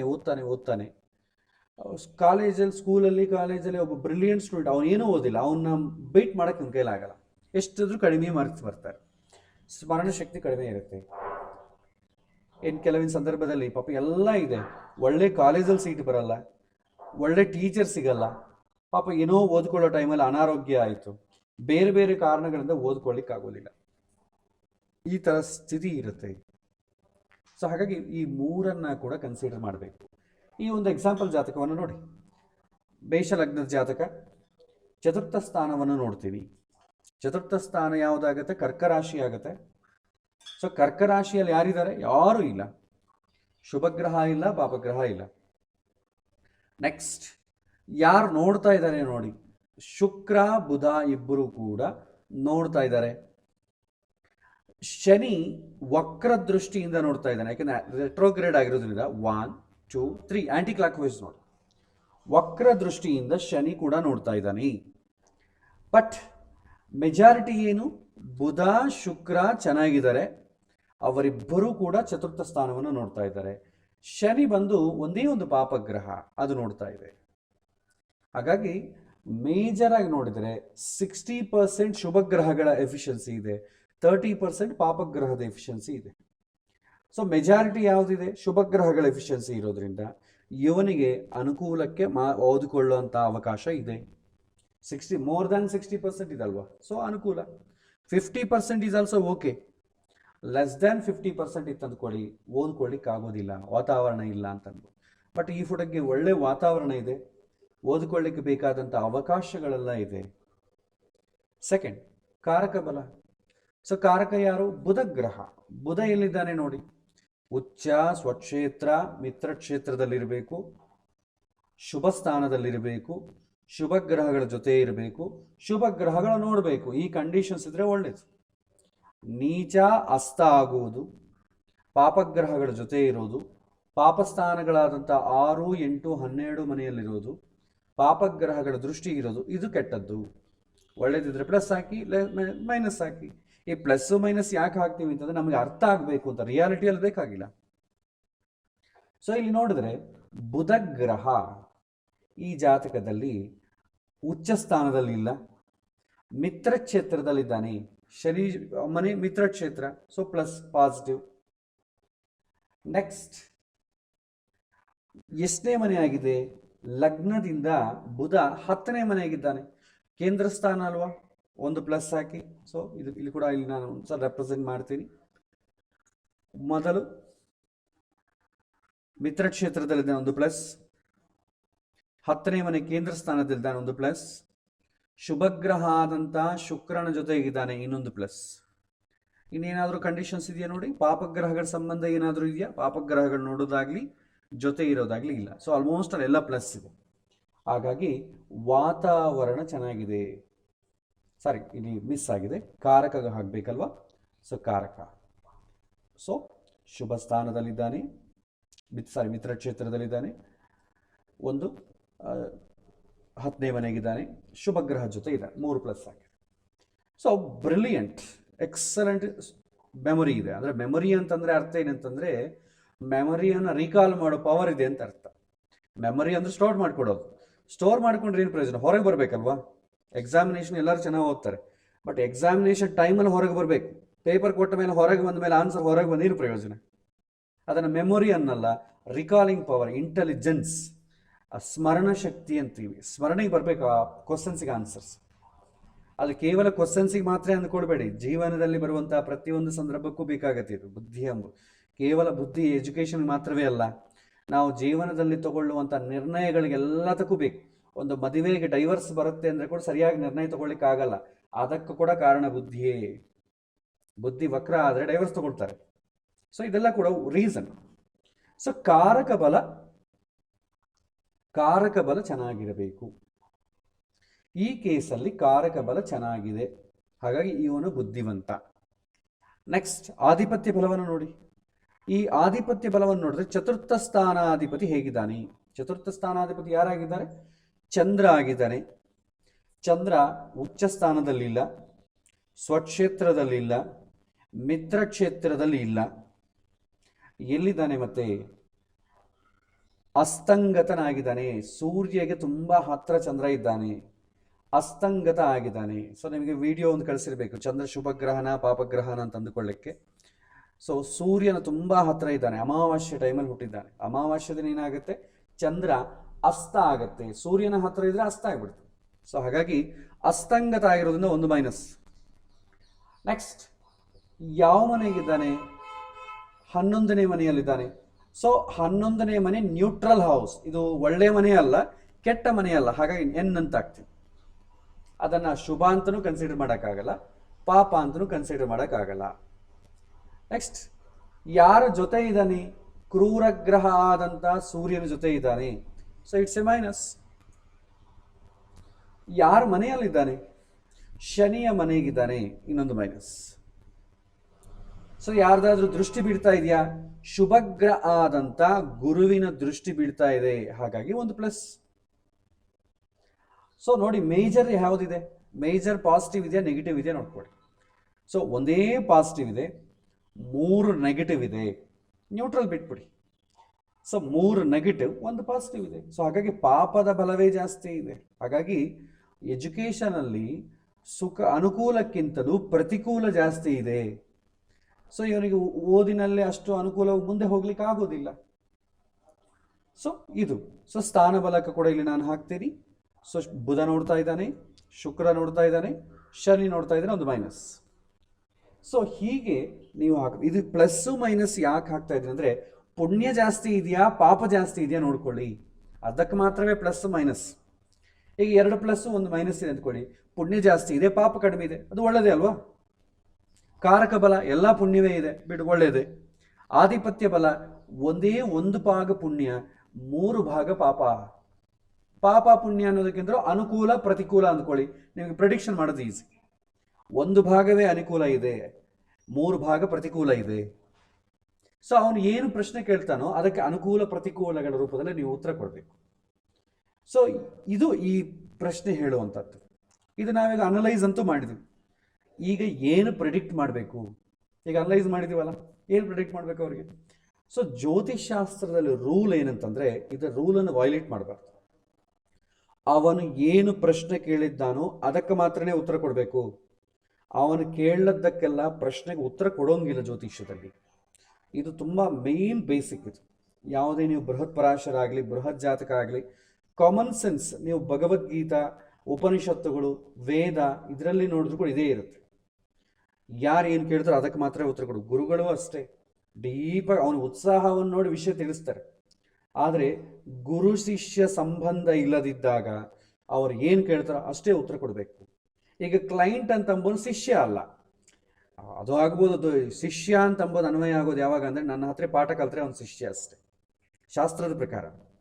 ಇವತ್ತಿನ ದಿನ ಸ್ವಾಮೀಜಿಗಳಿಗೆ ಎಲ್ಲರೂ ಅವ್ರ ಎಡಬಲಕ ಎಲ್ಲ ಶಿಷ್ಯಂದ್ರೆ ಅದು ಲೋಕ ವ್ಯವಹಾರದಲ್ಲಿ ಶಿಷ್ಯರಷ್ಟೇ. ಲೋಕ ವ್ಯವಹಾರದಲ್ಲಿ ಶಿಷ್ಯರಾಗ್ಬೋದು, ಯಾರಾದರೂ ಒಂದು ಸಣ್ಣ ಸಲಹೆ ಕೊಟ್ಟು ಇವ್ನು ನನ್ನ ಶಿಷ್ಯರೇ ಅಂತ ಹೇಳ್ಬೋದು. ಹಾಗಲ್ಲ, ಜ್ಯೋತಿಷ್ಯ ವಿಚಾರದಲ್ಲಿ ಮಾತ್ರ ಯಾರು ಹಿತವನ್ನು ಬಯಸ್ತಾನೋ, ಇಲ್ಲ ಇವನು ನನ್ನ ಹತ್ರ ಅರ್ಥಿಸ್ತಾ ಬಂದಿದ್ದಾನೆ, ಇವನ ಹಿತವನ್ನು ನಾನು ಬಯಸಬೇಕು, ಹಾಗಾಗಿ ಇವನಿಗೆಲ್ಲ ಹೇಳ್ಕೊಡ್ಬೇಕು. ಆ ಥರ ಟೆಸ್ಟ್ಗಳೇನು ನಾವು ಮಾಡಲ್ಲ ಇಲ್ಲಿ. ಸೊ ಜ್ಯೋತಿಷ್ಯ ಬಂದವನಿಗೆ ಅವನು ಒಳ್ಳೆನಾ ಅಲ್ಲವಾ ಆ ಥರ ಏನು ನಾವು ನೋಡಲ್ಲ. ಹಾಗಾಗಿ ಯಾರು ಬಂದರೂ ನೋಡ್ತೀವಿ, ಅವ್ರ ಪ್ರಶ್ನೆ ಕೇಳಿದವನ್ನೆಲ್ಲ ನೋಡ್ತೀವಿ. ಅವಾಗ ಏನು ಮಾಡಬೇಕು, ಅವನು ಏನು ಕೇಳ್ತಾನೆ ಅಷ್ಟಕ್ಕೆ ಉತ್ತರ ಕೊಡಬೇಕು, ಜಾಸ್ತಿ ಹೋಗಬಾರ್ದು. ಈಗ ಈ ಪ್ರಶ್ನೆ ಇವರು ಮೈನ್ ಎಲ್ಲ ಅನಲೈಸ್ ಮಾಡಿದ ಮೇಲೆ ಇವನು ಏನು ಪ್ರಶ್ನೆ ಕೇಳಿದಾನೆ ಅಂತ ನೋಡಬೇಕು, ಅದಕ್ಕೆ ಮಾತ್ರ ಉತ್ತರ ಕೊಡಬೇಕು. ನಿಮ್ಮ ಹತ್ರ ಡೇಟಾ ಎಲ್ಲ ಇದೆ. ಸೊ ಸ್ಥಾನಬಲ ಚೆನ್ನಾಗಿರೋದ್ರಿಂದ ಅವರ ಅಪ್ಪ ಅಮ್ಮ ಈ ಹುಡುಗನಿಗೆ ಒಳ್ಳೆ ಅವಕಾಶ ಕೊಡ್ತಾರೆ. ಬಡತನದಲ್ಲಿದ್ದರೆ ಅವನು ಓದಿಕೊಳ್ಳಕ್ಕೆ ಬೇಕಾದಂಥ ಫೆಸಿಲಿಟೀಸ್ ಎಲ್ಲ ಮಾಡ್ತಾರೆ. ಅವನಿಗೆ ಪಾಪ ಒಳ್ಳೆ ಕಾಲೇಜು, ಸ್ಕೂಲು, ಟೀಚರ್ನ ಮಾಡಿ ಕೊಡ್ತಾರೆ. ಶ್ರೀಮಂತನಾದರೆ ಅವನಿಗೆಲ್ಲ ಅವಕಾಶಗಳು ಕೊಡ್ತಾರೆ, ಕಾಲೇಜಿಗೆ ಹೋಗಿ ಬರಲಿಕ್ಕೆ ಎಲ್ಲ ಫೆಸಿಲಿಟೀಸು ಇರುತ್ತೆ. ಸೊ ಓದಿಕೊಳ್ಳಿಕ್ಕೆ ಬೇಕಾದಂಥ 100% ವಾತಾವರಣ ಇದೆ. ವಾತಾವರಣ ಇದ್ದಷ್ಟು ಮಾತ್ರಕ್ಕೆ ಓದಿಕೊಳ್ತಾನೆ ಅಂತ ನೀವು ಅಂದ್ಕೊಳ್ಬೇಡಿ, ತಪ್ಪು ಮಾತದು. ಒಳ್ಳೆಯ ವಾತಾವರಣ ಇದೆ ಅಂತಂದರೆ ಅವನು ಓದಿಕೊಳ್ಳಿಕ್ಕೆ ಒಳ್ಳೆಯ ವಾತಾವರಣ ಅಲ್ಲ, ಓದಿಕೊಳ್ಳಿಕ್ಕೆ ಬೇಕಾದಂಥ ಉಪಕರಣಗಳನ್ನೆಲ್ಲ ಕೊಡ್ತಾನೆ. ಸ್ಥಾನಬಲ ಚೆನ್ನಾಗಿರೋದ್ರಿಂದ ತಂದೆ ತಾಯಿ ಅವನಿಗೆ ಓದಲಿಕ್ಕೆ ಅವನ ಇಂಪಾರ್ಟೆನ್ಸನ್ನು ಕೊಟ್ಟು ಅವನು ಒಳ್ಳೆ ಕಾಲೇಜಲ್ಲಿ ಸೇರಿಸ್ತಾರೆ, ಒಳ್ಳೆ ಸ್ಕೂಲಲ್ಲಿ ಸೇರಿಸ್ತಾರೆ, ಒಳ್ಳೆ ಟೀಚರ್ ಹತ್ರ ಇರ್ತಾರೆ, ಒಳ್ಳೆ ಬುಕ್ಸು, ಒಳ್ಳೆ ಕೋರ್ಸು ಎಲ್ಲ ಆಯ್ಕೆ ಮಾಡಿಕೊಡ್ತಾರೆ. ಆದರೆ ಅವ್ನು ಚೆನ್ನಾಗಿ ಓದ್ತಾನೆ ಅಂತ ಗ್ಯಾರಂಟಿ ಇಲ್ಲ, ಬಟ್ ಫೆಸಿಲಿಟೀಸ್ ಅಂತೂ ಇರುತ್ತೆ. ಭಾಳಷ್ಟು ಜನಕ್ಕೆ ಆ ಫೆಸಿಲಿಟೀಸ್ ಕೂಡ ಇರಲ್ಲ ಪಾಪ. ಅವ್ನಿಗೇನೋ ಓದ್ಕೊಳ್ಬೇಕು ಅಂತಿರ್ತೆ, ಅಪ್ಪ ಅಮ್ಮ ನಾವೆಲ್ಲ ಅಷ್ಟೆಲ್ಲ ಎಲ್ಲಿ ಓದ್ತೀವೋ. ಇವಾಗ ಒಬ್ಬ ಮಿಡಿಲ್ ಕ್ಲಾಸ್ ಪರ್ಸನ್ ಅಂದರೆ ನಾನು MS ಮಾಡಬೇಕು ಅಂತಿದ್ದು US ಗೆ ಹೋಗಿ, ಅಯ್ಯೋ ನಮಗೆ ನಿನಗೆ ಕೊಡೋಷ್ಟು ಶಕ್ತಿ ಇಲ್ಲ, ನಮಗೆ ಲೋನ್ ತಗೋಬೇಕಾದ್ರೂ ಕೂಡ ನಾವು ಇನ್ಕಮ್ ಟ್ಯಾಕ್ಸು ಅಂಥದ್ದೆಲ್ಲ ಏನು ಮಾಡ್ತಾ ಇಲ್ಲ, ನಮಗೆ ಅಷ್ಟು ಶಕ್ತಿ ಇಲ್ಲಪ್ಪ, ನೀನು ಇಲ್ಲೇ ಏನು ಬೇಕಾದ್ರೂ ಓದ್ಕೋ. ದಟ್ ಈಸ್ ಆಲ್ಸೋ ಒಂದು ಪ್ರಾಬ್ಲಮ್ ಇನ್ ಇಂಡಿಯಾ. ಇದು ಕೂಡ ವಾತಾವರಣ ಪ್ರಾಬ್ಲಮೇ. ಸೊ ಅವನು ಓದಿಕೊಳ್ಳಲಿಕ್ಕೆ ಬೇಕಾದಂಥ ವಾತಾವರಣ ಇಲ್ಲದೇ ಇರುವುದು. ಬಟ್ ಈ ಹುಡುಗ ಚೆನ್ನಾಗಿದೆ. ನೆಕ್ಸ್ಟ್ ಕಾರಕ ಬುಧ ತುಂಬ ಚೆನ್ನಾಗಿದೆ, ತುಂಬ ಚೆನ್ನಾಗಿದೆ ಬುಧ. ಸೊ ಹಾಗಾಗಿ ಏನಾಗುತ್ತೆ, ಸೊ ಬುದ್ಧಿ ತುಂಬ ಬ್ರಿಲಿಯಂಟ್ ಆಗಿದ್ದಾನೆ ಈ ಹುಡುಗ. ಈ ಮೆಡಿಕಲ್ ಎಂಟ್ರೆನ್ಸ್ ಈ +2 ಮುಗಿಸಿ ಮೆಡಿಕಲ್ ಎಂಟ್ರೆನ್ಸ್ ಎಕ್ಸಾಮಿನೇಷನಲ್ಲಿ ಟಾಪಲ್ಲಿ ಪಾಸ್ ಆಗಿದ್ದಾನೆ, ಟಾಪಲ್ಲಿ. ಸೊ ಟಾಪಲ್ಲಿ ಪಾಸ್ ಆಗಬೇಕು ಅಂತಂದರೆ ಬುದ್ಧಿವಂತನಾಗಲೇಬೇಕು. ಸೊ ಹಾಗಾಗಿ ಮಾರ್ಕ್ಸು ಚೆನ್ನಾಗಿದೆ, ಟಾಪಲ್ಲಿ ಪಾಸ್ ಆಗಿದ್ದಾನೆ. ಸೊ ಪ್ಲಸ್ ಎಲ್ಲ ಚೆನ್ನಾಗಿದೆ, ಒಳ್ಳೆ ಬುದ್ಧಿವಂತ. ಏನು ಹೇಳಿದ್ರು ಟಕ್ ಅಂತ ಆನ್ಸರ್ ಹೇಳ್ತಾನೆ. ಆಧಿಪತ್ಯ ಬಲ ಚೆನ್ನಾಗಿದೆಯಾ ನೋಡಿ, ಆಧಿಪತ್ಯ ಬಲ ಒಂದೇ ಒಂದು ಚೆನ್ನಾಗಿದೆ, ಉಳಿದು ಯಾವುದು ಚೆನ್ನಾಗಿಲ್ಲ, ಒಂದು ಬಲ ಮಾತ್ರ ಇದೆ. ಹಾಗಾಗಿ ಈ ಹುಡುಗನಿಗೆ +2 ಮಾಡಿ ಮೆಡಿಕಲ್ ಎಂಟ್ರೆನ್ಸ್ ಎಕ್ಸಾಮ್ ಬರೆದು MBBS ಫಸ್ಟ್ ಇಯರ್ ಜಾಯಿನ್ ಆದರೂ ಕೂಡ ಆ ಹುಡುಗನಿಗೆ ಎಜುಕೇಷನ್ ಮುಂದುವರಿಸ್ಲಿಕ್ಕೆ ಆಗಲಿಲ್ಲ.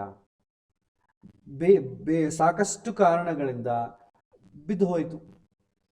ಒಂದು ಹೆಲ್ತ್ ಅಪ್ಸೆಟ್ ಆಯಿತು, ಯಾಕಂದರೆ ನಾವು ಲಾಸ್ಟ್ ಕ್ಲಾಸ್ ಲಗ್ನ ಬಲ ನೋಡಿದ್ವಿ. ಲಗ್ನಾಧಿಪತಿ ಹೇಗಿದ್ದಾನೆ, 6ನೇ ಮನೆಗಿದ್ದಾನೆ. ಲಗ್ನಾಧಿಪತಿ 6ನೇ ಮನೆಗಿದ್ದಾಗ ಹೆಲ್ತ್ ಅನುಕೂಲ ಇಲ್ಲ. ಸೊ ಹೆಲ್ತ್ ಅನುಕೂಲ ಇಲ್ಲದ್ರಿಂದ ಇವನಿಗೆ ಪಾಪ ಅದನ್ನು ಕ್ಯಾಚಪ್ ಮಾಡಲಿಕ್ಕಾಗಿಲ್ಲ. ಇನ್ನೂ ಸ್ವಲ್ಪ ಮುಂದೆ ಹೋಗೋ ಕಾಲಕ್ಕೆ ಮನಸ್ಸು ಕೂಡ ಕೆಟ್ಟೋಯ್ತು. ಮನಸ್ಸು ಕೆಡಲಿಕ್ಕೆ ಕಾರಣ ಏನು, ಎಜುಕೇಷನ್ ಸಿಸ್ಟಮ್ ಇರೋ ಕಾಲಕ್ಕೆ ವಿದ್ಯಾರ್ಥಿಗಳಿಗೇನು ಮನಸ್ಸು ಕೆಡೋ ಅವಶ್ಯಕತೆ ಇಲ್ಲ, ತಂದೆ ತಾಯಿಗಳೆಲ್ಲ ಫೆಸಿಲಿಟೀಸ್ ಮಾಡ್ತಿರ್ತಾರೆ, ಅವ್ರಿಗೆ ರೆಸ್ಪಾನ್ಸಿಬಿಲಿಟಿ ಇರಲ್ಲ. ಸೊ ಒಂದೇನು ಲವ್ ಮಾಡೋದ್ರಿಂದ ಮನಸ್ಸು ಕೆಟ್ಟು. ಸೊ ಎಲ್ಲ ಕೊಡ್ತಾರೆ ಪಾಪ ತಂದೆ ತಾಯಿಗಳು. ಲವ್ ಮಾಡಿದಂಥ ಹುಡುಗಿನ ಕೂಡ ತಂದು ಕೊಡಿದ್ರೆ ಪಾಪ ಏನು ಮಾಡ್ತಾರೆ ತಂದೆ ತಾಯಿ, ಅದನ್ನು ಮಾಡೋಕ್ಕಾಗಲ್ವಲ್ಲ. ಹಾಗಾಗಿ ಅಲ್ಲಿ ಫೇಲ್ ಆಯಿತು. ಲವ್ ಫೇಲ್ ಆದ್ರಿಂದ ಪರೋಕ್ಷವಾಗಿ ಇದರ ಮೇಲೆ ಪ್ರಯಾರಿಟಿ ಬಿತ್ತು. ತುಂಬ ಆ ಲವ್ ಮಾಡಿ ಹುಚ್ಚಾಗಿ ಅದರಿಂದ ತುಂಬ ಆಲೋಚನೆ ಮಾಡಿ ಆರೋಗ್ಯ ಕೆಡಿಸಿಕೊಂಡು ಕಾಲೇಜಿಗೆ ಕೂಡ ಹೋಗದಂತೆ ಇರುವಂಥ ಸ್ಥಿತಿ ಆಯಿತು. ಸೊ ಹಾಗಾಗಿ ಎಜುಕೇಷನ್ ಬ್ರೇಕಪ್ ಆಯಿತು. ಯಾವುದಕ್ಕೋಸ್ಕರ ಆಯಿತು ಬ್ರೇಕಪ್ ಅಂತಂದರೆ, ಇವನು ಲವ್ ಮಾಡಿದ ಮೇಲೆ ತಲೆ ಕೆಡಿಸ್ಕೊಳ್ಳೋದ್ರಿಂದ, ತಲೆ ಕೆಡಿಸ್ಕೊಂಡಿದ್ದಕ್ಕೆ ಸಪ್ಲಿ ಮಾಡೋಕ್ಕೆ ಕುಡಿಯೋದು ಅಭ್ಯಾಸ ಮಾಡಿಕೊಳ್ಳೋದ್ರಿಂದ ತುಂಬ ಮತಿಸ್ಥಿಮಿತ ಇಲ್ಲದೆ ಆರೋಗ್ಯವನ್ನು ಹಾಳು ಮಾಡಿಕೊಂಡ ವಿದ್ಯಾರ್ಥಿ. ಬಟ್ ಎಜುಕೇಷನ್ ಚೆನ್ನಾಗಿದೆಯಾ?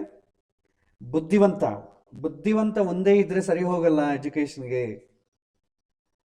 ಪುಣ್ಯ ಕೂಡ ಇರಬೇಕು.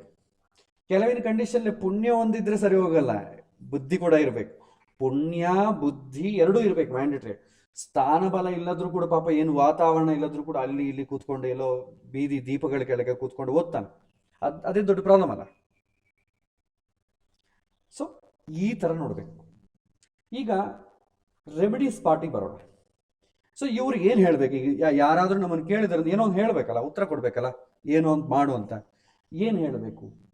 ಸೊ ಒಂದು ಸಾಮಾನ್ಯ ಜನಕ್ಕೆ ಏನು ಅವ್ರ ತಲೆಗಿರುತ್ತೆ ಅಂತಂದರೆ, ಜ್ಯೋತಿಷ್ಯನ ಹತ್ರ ಹೋದರೆ ಯಾವುದ ಕಾಲ ಪರಿಷ್ಕಾರ ಸಿಕ್ಕೋಗ್ಬಿಡುತ್ತೆ, ಪ್ರತಿಯೊಂದಕ್ಕೂ ರೆಮಿಡಿ ಇರುತ್ತೆ ಅಂತ ಅವ್ರ ಭಾವನೆ.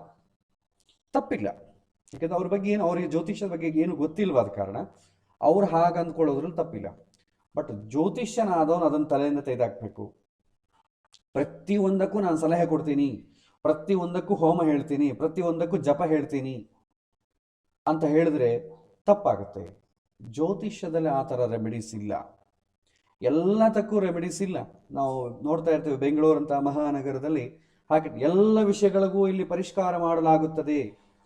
ನೀವು ಏನೇ ಸಮಸ್ಯೆ ಬಂದರೂ ಕೂಡ ಅದಕ್ಕೆ ನಾವು ಪರಿಷ್ಕಾರವನ್ನು ತೋರಿಸ್ತೀವಿ. ನೀವು ಏನೇ ಸಮಸ್ಯೆ ಬಂದರೂ ಕೂಡ ಅದಕ್ಕೆ ಪರಿಷ್ಕಾರ ಮಾರ್ಗ ತೋರಿಸ್ತೇವೆ ಅಂತೇಳಿ ಅವರು ಬೋರ್ಡ್ ಹಾಕ್ಕೊಂಡಿರ್ತಾರೆ. ಅಂದರೆ ಅಷ್ಟು ಸಮಸ್ಯೆಗಳ ಪರಿಷ್ಕಾರ ಮಾಡುತ್ತಾ ಇದ್ದಾಗ ಇನ್ನ ಸಮಸ್ಯೆಗಳು ಯಾಕಿದೆ ನಮ್ಮ ಪ್ರಪಂಚದಲ್ಲಿ? ಜ್ಯೋತಿಷ್ಯವೇ ಅಷ್ಟು ಪವರ್ಫುಲ್ ಆದರೆ ರಾಜಕೀಯ ನಾಯಕರೆಲ್ಲ ಕ್ಯೂ ಇಡ್ತಿದ್ರು ನಾನೇ ಗೆಲ್ಲಬೇಕು ಅಂತ. ಎಲ್ಲದಕ್ಕೂ ಪರಿಷ್ಕಾರ ಇಲ್ಲ. ಹೇಳ್ತಾರೆ ಸಮಸ್ತ ಶಾಂತಿಗಳು ಮನಃಶಾಂತಿಗೋಸ್ಕರವೇ. ಏನಾದರೂ ಒಂದು ಸಮಸ್ಯೆ ಬಂದರೆ ಮನಸ್ಸು ಕೆಟ್ಟು ಹೋಗ್ತದೆ. ಮನಸ್ಸು ಕೆಟ್ಟಾಗ ಹೊರಗೆ ಬರಲಿಕ್ಕೆ ಬೇಕಾದಂಥ ಒಂದು ಮಾರ್ಗವನ್ನು ಜ್ಯೋತಿಷದಲ್ಲಿ ತೋರಿಸ್ಬೋದು. ಅಷ್ಟೇ ಹೊತ್ತು ಅವನಿಗೆ ಬೇಕಾದದ್ದು ಸಿಗೋಂಗೆ ಜ್ಯೋತಿಷದಲ್ಲಿ ಮಾಡಲಿಕ್ಕೆ ಆಗೋದಿಲ್ಲ. ಇದನ್ನು ನಾವು ಗಮನಿಸಬೇಕು. ಈ ಕಂಡೀಷನ್ಲಿ ಏನು ಉತ್ತರ ಕೊಡಬೇಕು? ಈಗ ಅವರ ಪ್ರಶ್ನೆ ಏನು? ಈ ತಂದೆ ಆದವನು ಏನು ಪ್ರಶ್ನೆ ಕೇಳಿದ್ದಾನೆ? ನನ್ನ ಮಗ ಸರಿಯಾಗಿ ಓದ್ತಾ ಇಲ್ಲ, ಕಾಲೇಜಿಗೆ ಹೋದ್ರೂ ಕೂಡ ಹೀಗೆ ಬಂದ್ಬಿಡ್ತಾ ಇದ್ದಾನೆ, ಏನು ಮಾಡಬೇಕು? ಇದಕ್ಕೆ ಉತ್ತರ ಏನು ಕೊಡಬೇಕು? ರೆಮಿಡಿ ಅಂತಂಬೋದು ಏನು ಕೊಡಬೇಕು? ಫಸ್ಟ್ ಸ್ಥಾನ, ಕಾರಕ, ಆಧಿಪತ್ಯ ಮೂರಲ್ಲಿ ಕೂಡ ಪ್ರಾಬ್ಲಮ್ ಇದ್ದಾಗ ಯಾವ ಥರ ರೆಮಿಡಿ ಕೊಡಬೇಕೋ ಹೇಳ್ತೀವಿ. ಸ್ಥಾನ ಏನಾದರೂ ನೆಗೆಟಿವ್ ಆದರೆ, ಅಂದರೆ ಸ್ಥಾನದಲ್ಲಿ ಪಾಪಗ್ರಹಗಳಿರೋದು, ಪಾಪಗ್ರಹಗಳು ನೋಡೋದು ಏನಾದರೂ ಆದರೆ ಅವನಿಗೆ ಒಳ್ಳೆ ವಾತಾವರಣ ಇರಲ್ಲ. ಆ ಸಮಯದಲ್ಲಿ ನೀವೇನು ಕೊಡಬೇಕು ರೆಮಿಡಿ? ಇದಕ್ಕೆ ಪೂಜೆ ಪುರಸ್ಕಾರ ಜಪ ತಪ ಏನೂ ರೆಮಿಡಿ ಇಲ್ಲ, ಮಾರ್ಗದರ್ಶನ ಮಾಡಬೇಕಷ್ಟೇ. ನೋಡಿ, ನಿಮ್ಮ ಮಗಗೆ ಒಳ್ಳೆ ವಾತಾವರಣ ಇಲ್ಲ, ಆ ವಾತಾವರಣ ನಿರ್ಮಾಣ ಮಾಡಿಕೊಡಿ. ಅವನನ್ನು ಮಾನಿಟರ್ ಮಾಡಿ, ದಿನಾಗೂ ಓದ್ತಾ ಇದ್ದಾನ ಇಲ್ಲೋ ಮಾನಿಟರ್ ಮಾಡಿ.